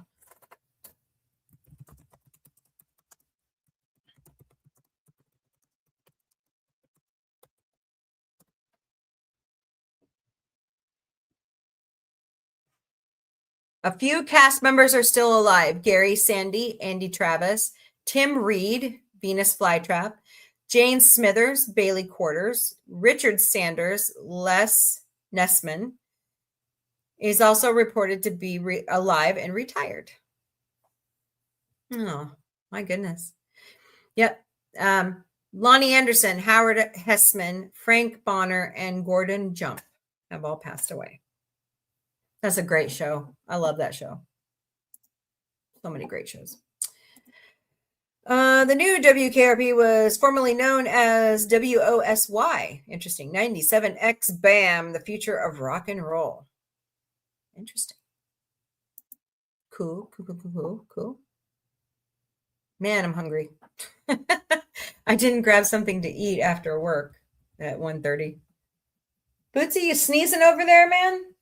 I hope you're not getting sick. So, all right, what else are we talking about? Throw anything out there. I don't care. I always looked up to Ted Turner. You know, I loved Captain Planet. I loved his philanthropy. I mean, he does have a point. If we can't grow enough food, how can we sustain population? He's got a point. So, I did not know about the rivalry between him and Rupert Murdoch. I didn't know about it. So that's interesting. All right. Met my goal. Yeah, baby. What is that? Good what? Good evening. Don't forget to smash those hearts. Smash that like button. Share out the stream, please. And thank you. Greatly appreciate it.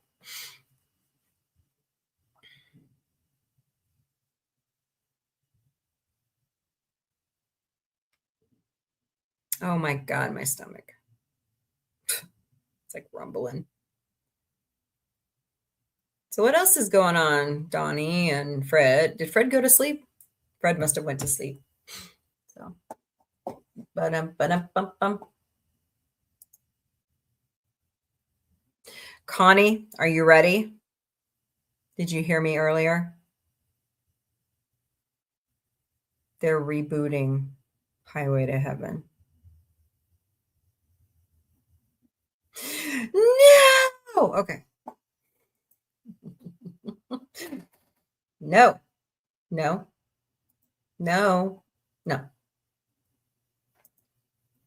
She went to school today, you idiots. Okay.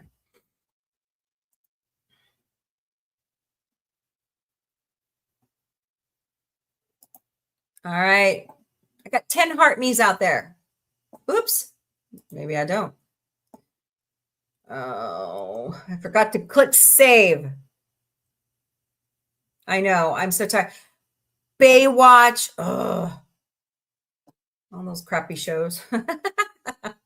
I'm only saying that about Baywatch because you'll never catch me in one of those bathing suits. Nope.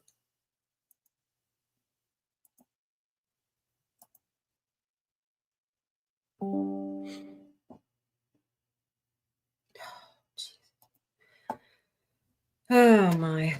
So Hello, motionless zombie. Welcome to the Galactic Cafe. You've met Mombie. Hope you're having a good day.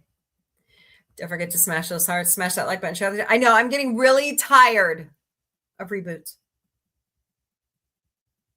Enough is enough. Please stop. Make new content. And they're not even doing a continuation. They're doing a straight reboot.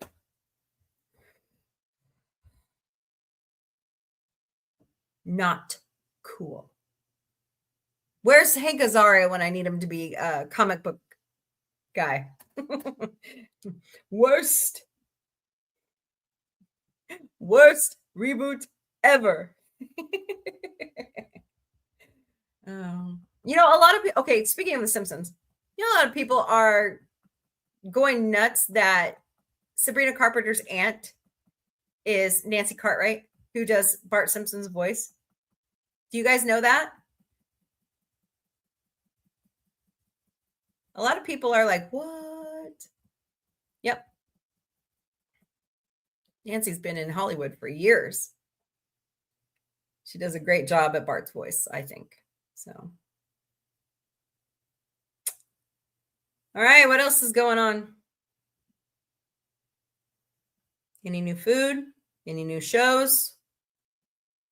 Anything? Bueller.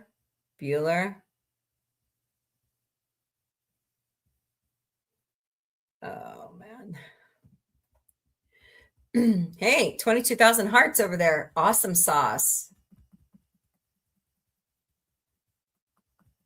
Oh, man, 70,000 likes this week. Woo, that's a lot of likes. I'm almost there. Cool. So.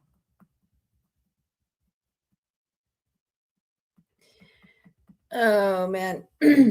Okay, let's go look around on Instagram, see what's out there. Wait, what was that?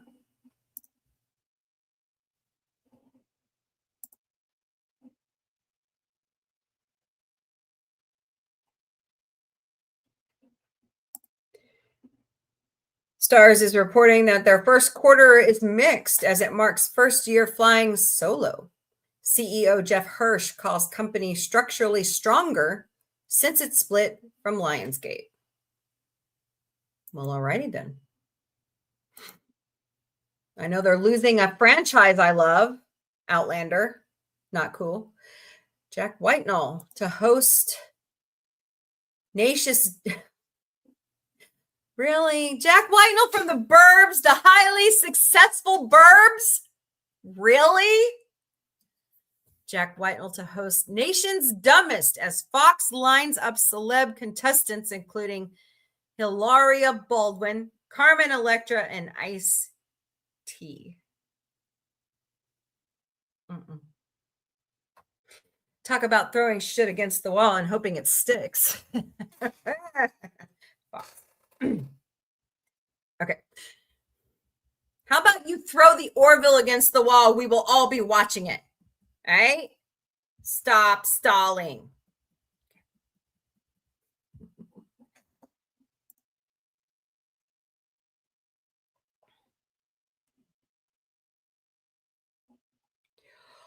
What else is going down?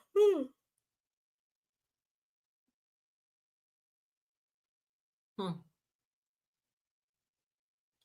what's this? Paramount Pictures and Warner Music Group Inc. multi-year first look deal for theatrical picks based on performing artist. That's today from Deadline.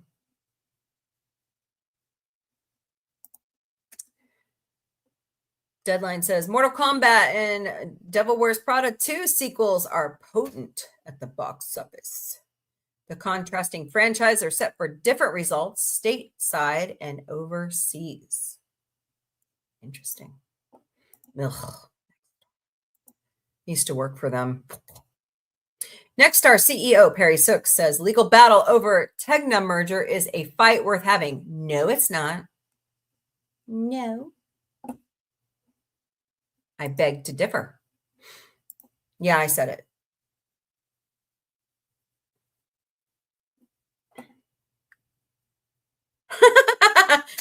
Now that's a name I've not heard in a long time. That's great. Okay, I have to show you this. Tom of the Hey, Lady Mist, how are you? Good to see you, my friend. So this person, Tom, the Orville, which is Tom Constantino, the editor, reposted this. Somebody said, Moreville. We all feel that way. And then they put the meme up. Now that's a name I've not heard in a long, long time. Glorious. Glorious. Oh, no way. GalaxyCon Oklahoma City has added Colleen O'Shanahay, I think it's say Scott Dreyer, and David Humphreys, the voices of Tails, Knuckles, and Shadows, to the lineup May 22nd through the 24th. Go to galaxycon.com to purchase your passes. I don't know if we're going to make it. I think we'll hold off and just go to Tremendacon, where no fan has adorned before. Necklace $20, bracelet $15, bundle $30. Nice. Those are cool. WilliamShatnerStore.com. They have little enterprises on them. Cool.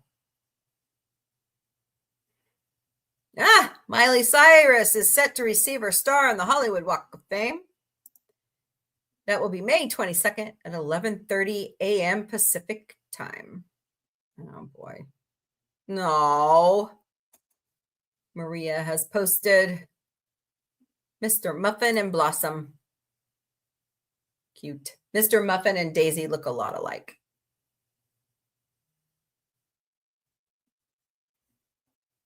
No reboots. There's David Humphrey. My kids would love that.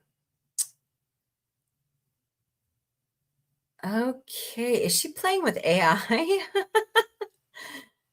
Interesting. Our friend Alicia is playing around with something. Texas toddler helps herd cattle in little toy. Oh, that's cute.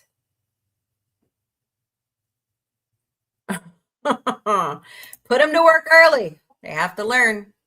They want to become a good farmer. It's cute. Hey, there's two of my favorite people.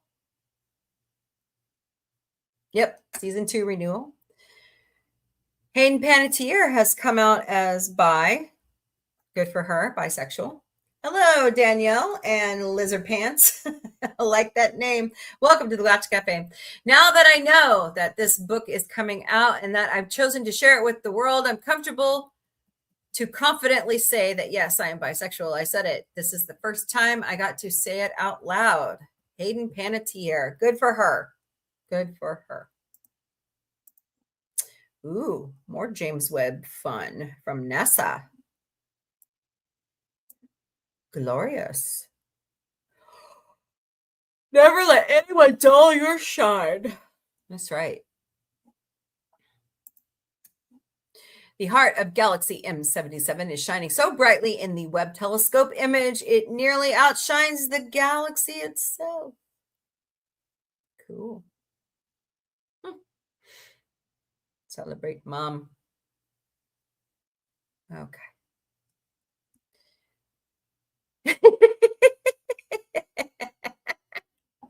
Your dogs are so well behaved at home.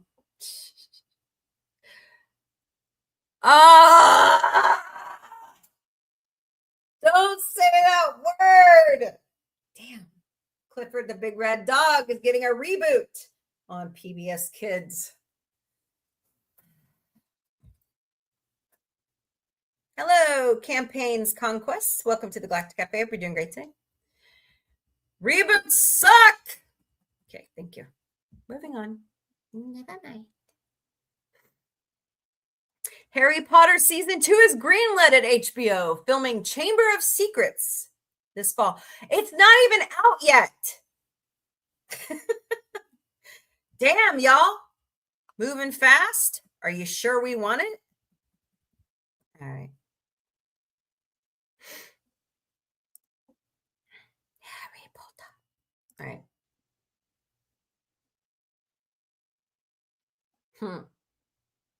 The Golden Globes have a new timetable, eligibility rules, and campaign guidelines that tackle AI usage. You know, they're not the only ones. The Oscars. Hello, Pino. Welcome to Galactic Café. We're doing great today. You know, this is not the only award that has stepped in about AI. The Oscars did the same. The 84th annual Golden Globes will be Sunday, January 10th, only on CBS.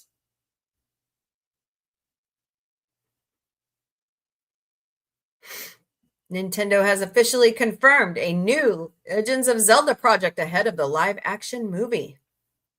That's Collider.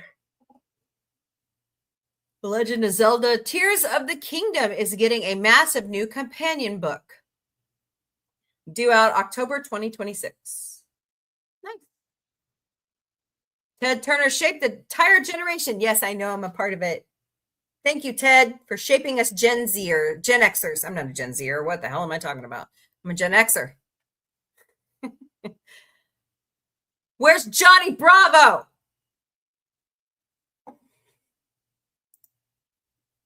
Oh, yeah.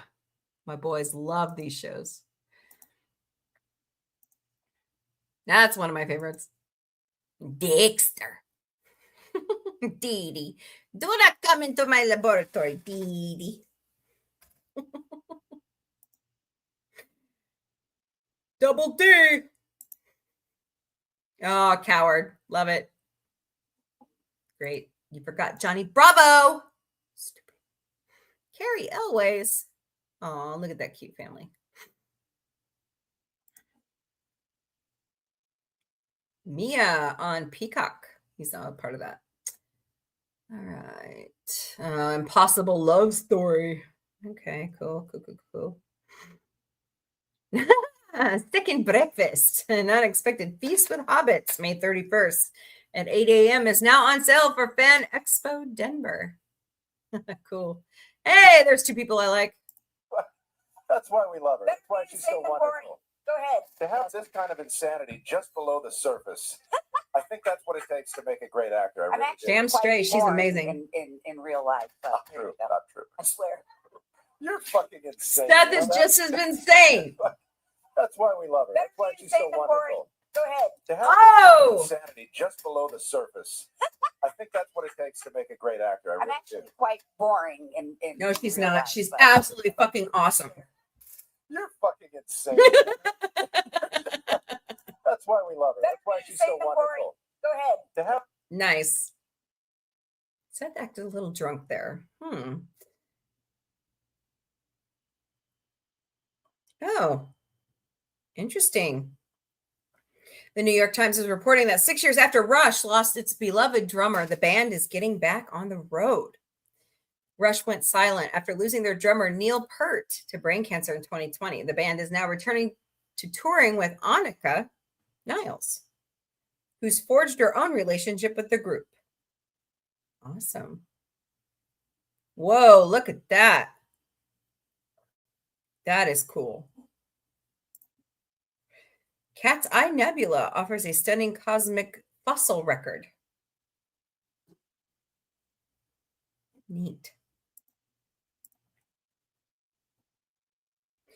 What's up, James Gunn? Night of Too Many Stars. Kevin Nealon, hosted by Jon Stewart, Bill Burr, Conan O'Brien, Steve Carell, Ron Fuchs, Nikki Glazer, Tiffany Haddish, Jimmy Kimmel, Johnny Knoxville, Leanne Morgan, John Mulaney, Kevin Nealon, Bob Odenkirk, Matt Rife, Adam Sandler, woo, Sarah Silverman, Ali Wong, Noah Wiley, really, and too many more. Live at the Hollywood Bowl. Oh, that's tonight. Damn. I don't have Netflix right now. That sucks. Netflix is the joke fest. Apex Reunion, Charlize Theron and Balthazar teaming up on 6 Clean Kills adaptation at Universal. Interesting. Oh boy.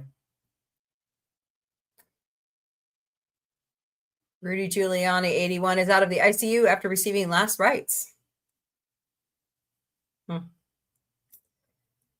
Yeah, Georgia Mandy.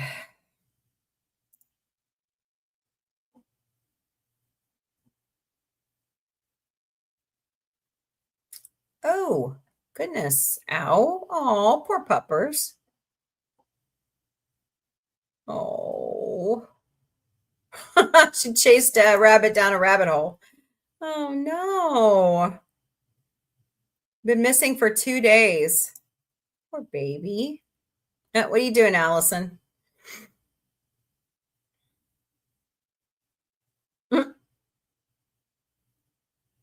Okay. Oh, my. Oh, what? Maria de Argon is the actress responsible for being Greedo. She joined the force April 30th. What is that?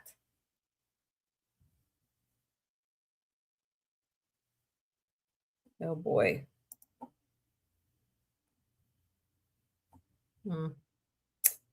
Clerk's mystery box. Nice. Wait, what? Cool. I bet that sucker's expensive. Oh boy, here we go. What's the worst time O'Brien was made to suffer? The most important man in Starfleet is also one who suffered the most. Why? We may never know, but one thing is for certain. Miles O'Brien must suffer. Today, we bear witness to his suffering by ranking just 5 of the times he was put through the ringer. What's the worst thing O'Brien has ever been through? Let us know in the comments. Then head to Roddenberry Podcast bio to watch Ranking with Roddenberry. And that's with our good buddy Jessica of Mission Log the Orville.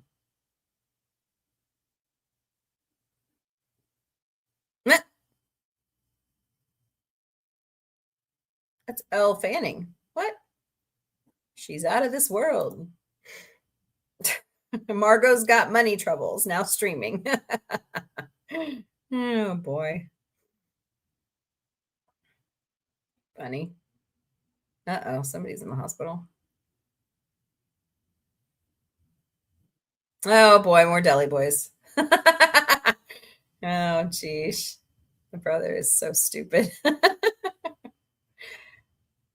It is Fred Armiston. Okay. Okay. Rise in Philly. That really steams my clam. Nah. We're in the middle of a crisis here. You care more about the business than you do your own brother. Oh. Put your gun away. It's my emotions, Wolfgang. I like their aunt. She's hilarious. Oh, my. You guys got to watch that show. It's funny. Oh, okay. What's Anna Faris talking At about? the Oscars. And I was wearing a bracelet that snagged her gold dress, the fabric on her gold dress. Oh, but when I no. pulled my hand away, it was pulling at the threads of Meryl Streep's dress. So maybe I would want to apologize to her in the moment because I never really got a chance to. So we'll meet back in the bathroom. But one time I accidentally, I met Meryl Streep at the Oscars, and I was wearing a bracelet that snagged her gold dress. Oh, the my. fabric on her gold dress, but when I pulled my hand away, it was pulling at the threads of Meryl Streep's dress. So maybe don't sit me I by do her. wanna apologize to her Right? in this moment because I never really got a chance to. So we'll meet back in the bathroom. Yikes. One time. Yikes. Oh, my goodness. What is... Oh, okay. Oh, there's some great entertainment. Yes, please. No, that's cute.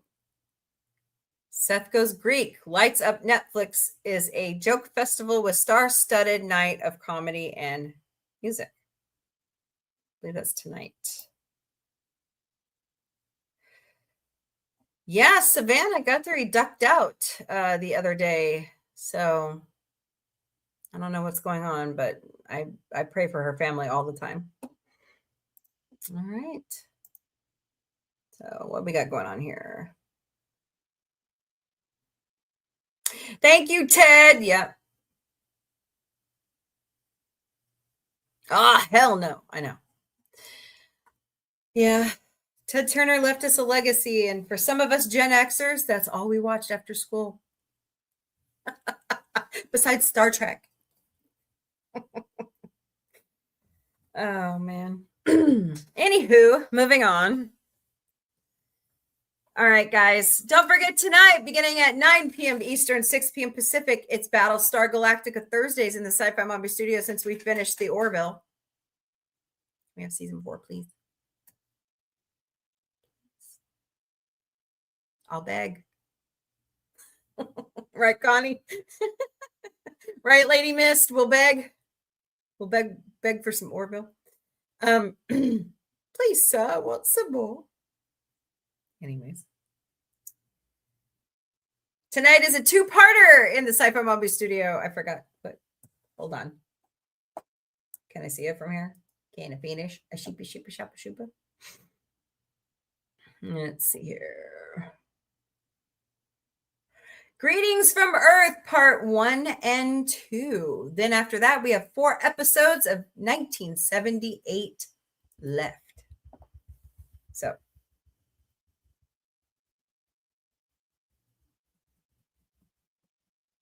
What in the world that was? Weird.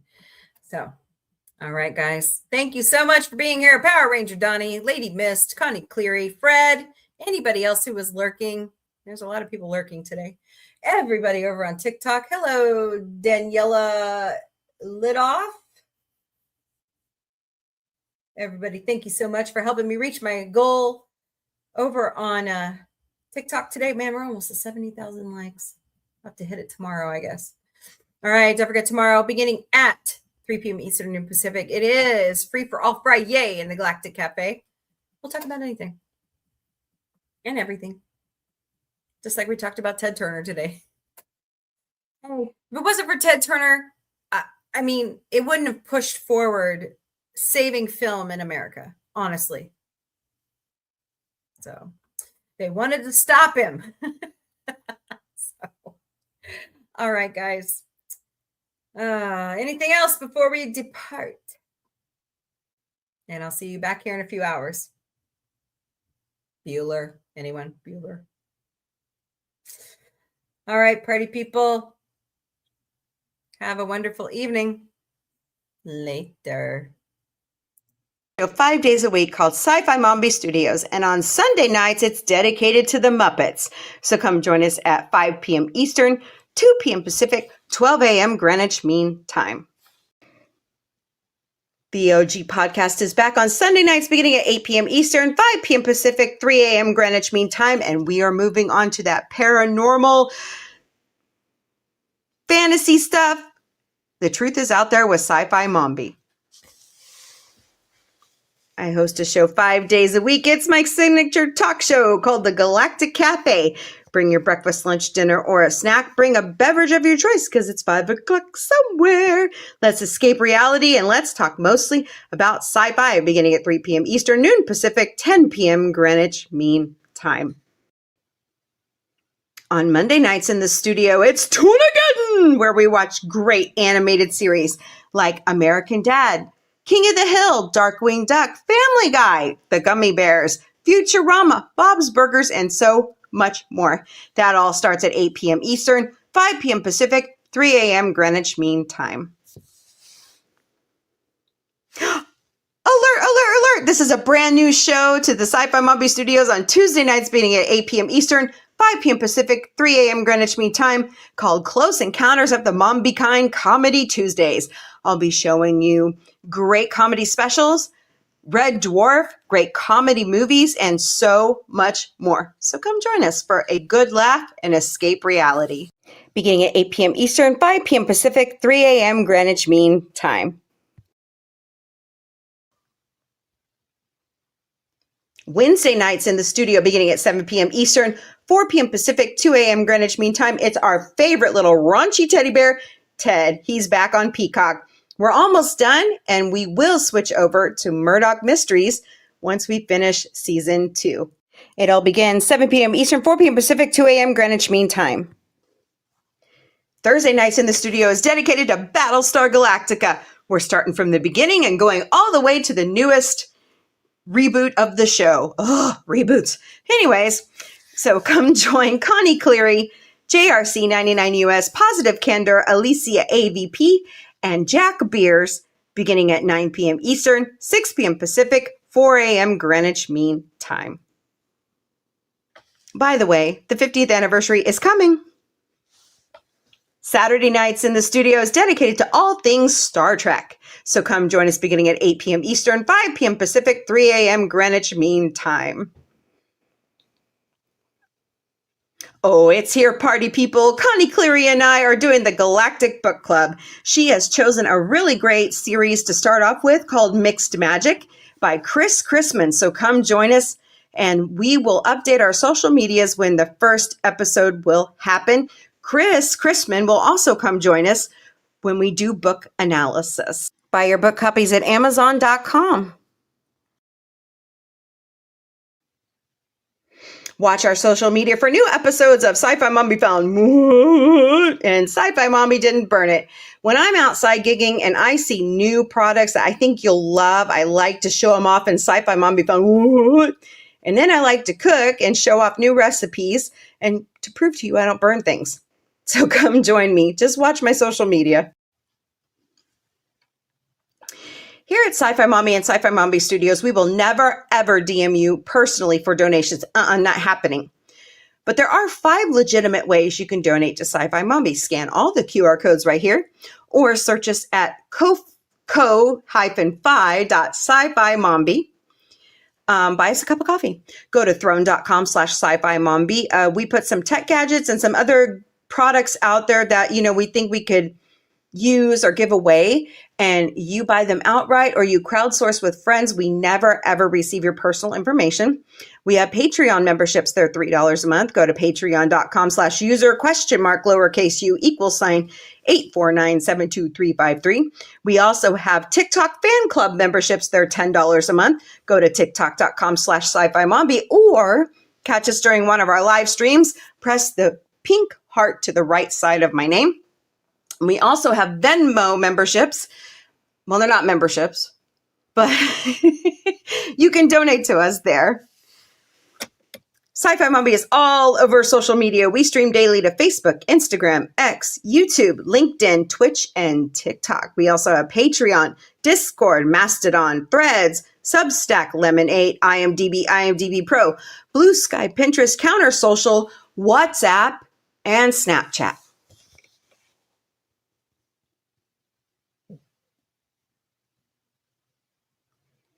We have our own website at sci-fi-mombie.com. Sign up for our newsletter. Send us an email. Look at our bio information. Check out the Sci-Fi Mombie security team. Check out all the fun we're having this year and every year, because I like to post the convention and the other trips we take pictures. And, let us know what you think. Go to sci-fi-mombie.com. You got any questions, concerns, comments? Email us at questions@sci-fi-mombie.com.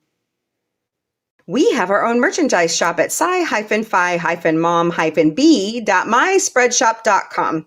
David Cabiza drew our amazing podcast logo, and Dr. Omega helps me warp it to every single show we do. And you can slap that pretty much on any piece of product that we chose. If you can't find something, let me know. We'll talk to Spreadshop. But once again, that's sci-fi-mom-b.myspreadshop.com. And under the main banner with the divisions, there will be a discount bar. Use that discount. It's worth it. Y'all are amazing. Y'all are family to us. We love you all so very much. So please help us reach our watch hour on YouTube. Don't forget, there's more that unites us than divides us. Kill them with kindness. Pay it forward. Flash someone a smile. And most of all, sci-fi unites us. Later, party people.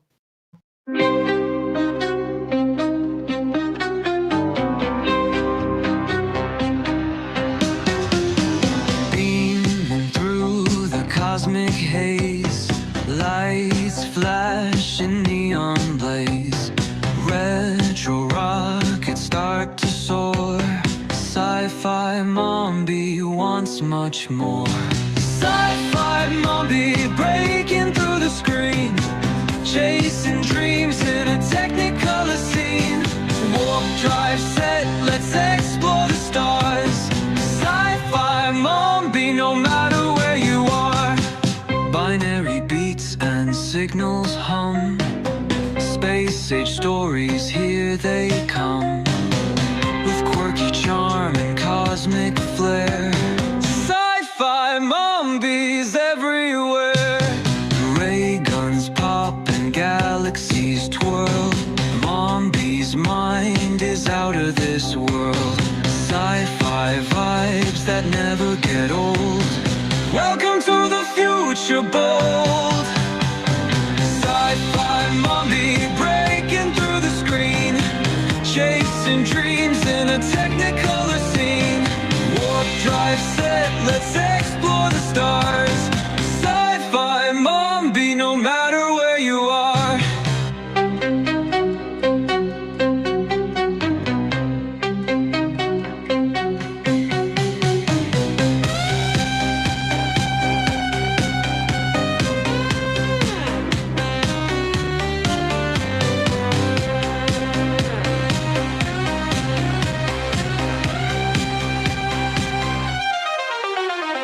Ray guns pop and galaxies twirl.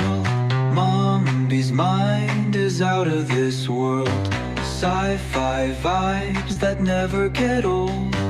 Welcome to the future bold. Sci-fi Mombie.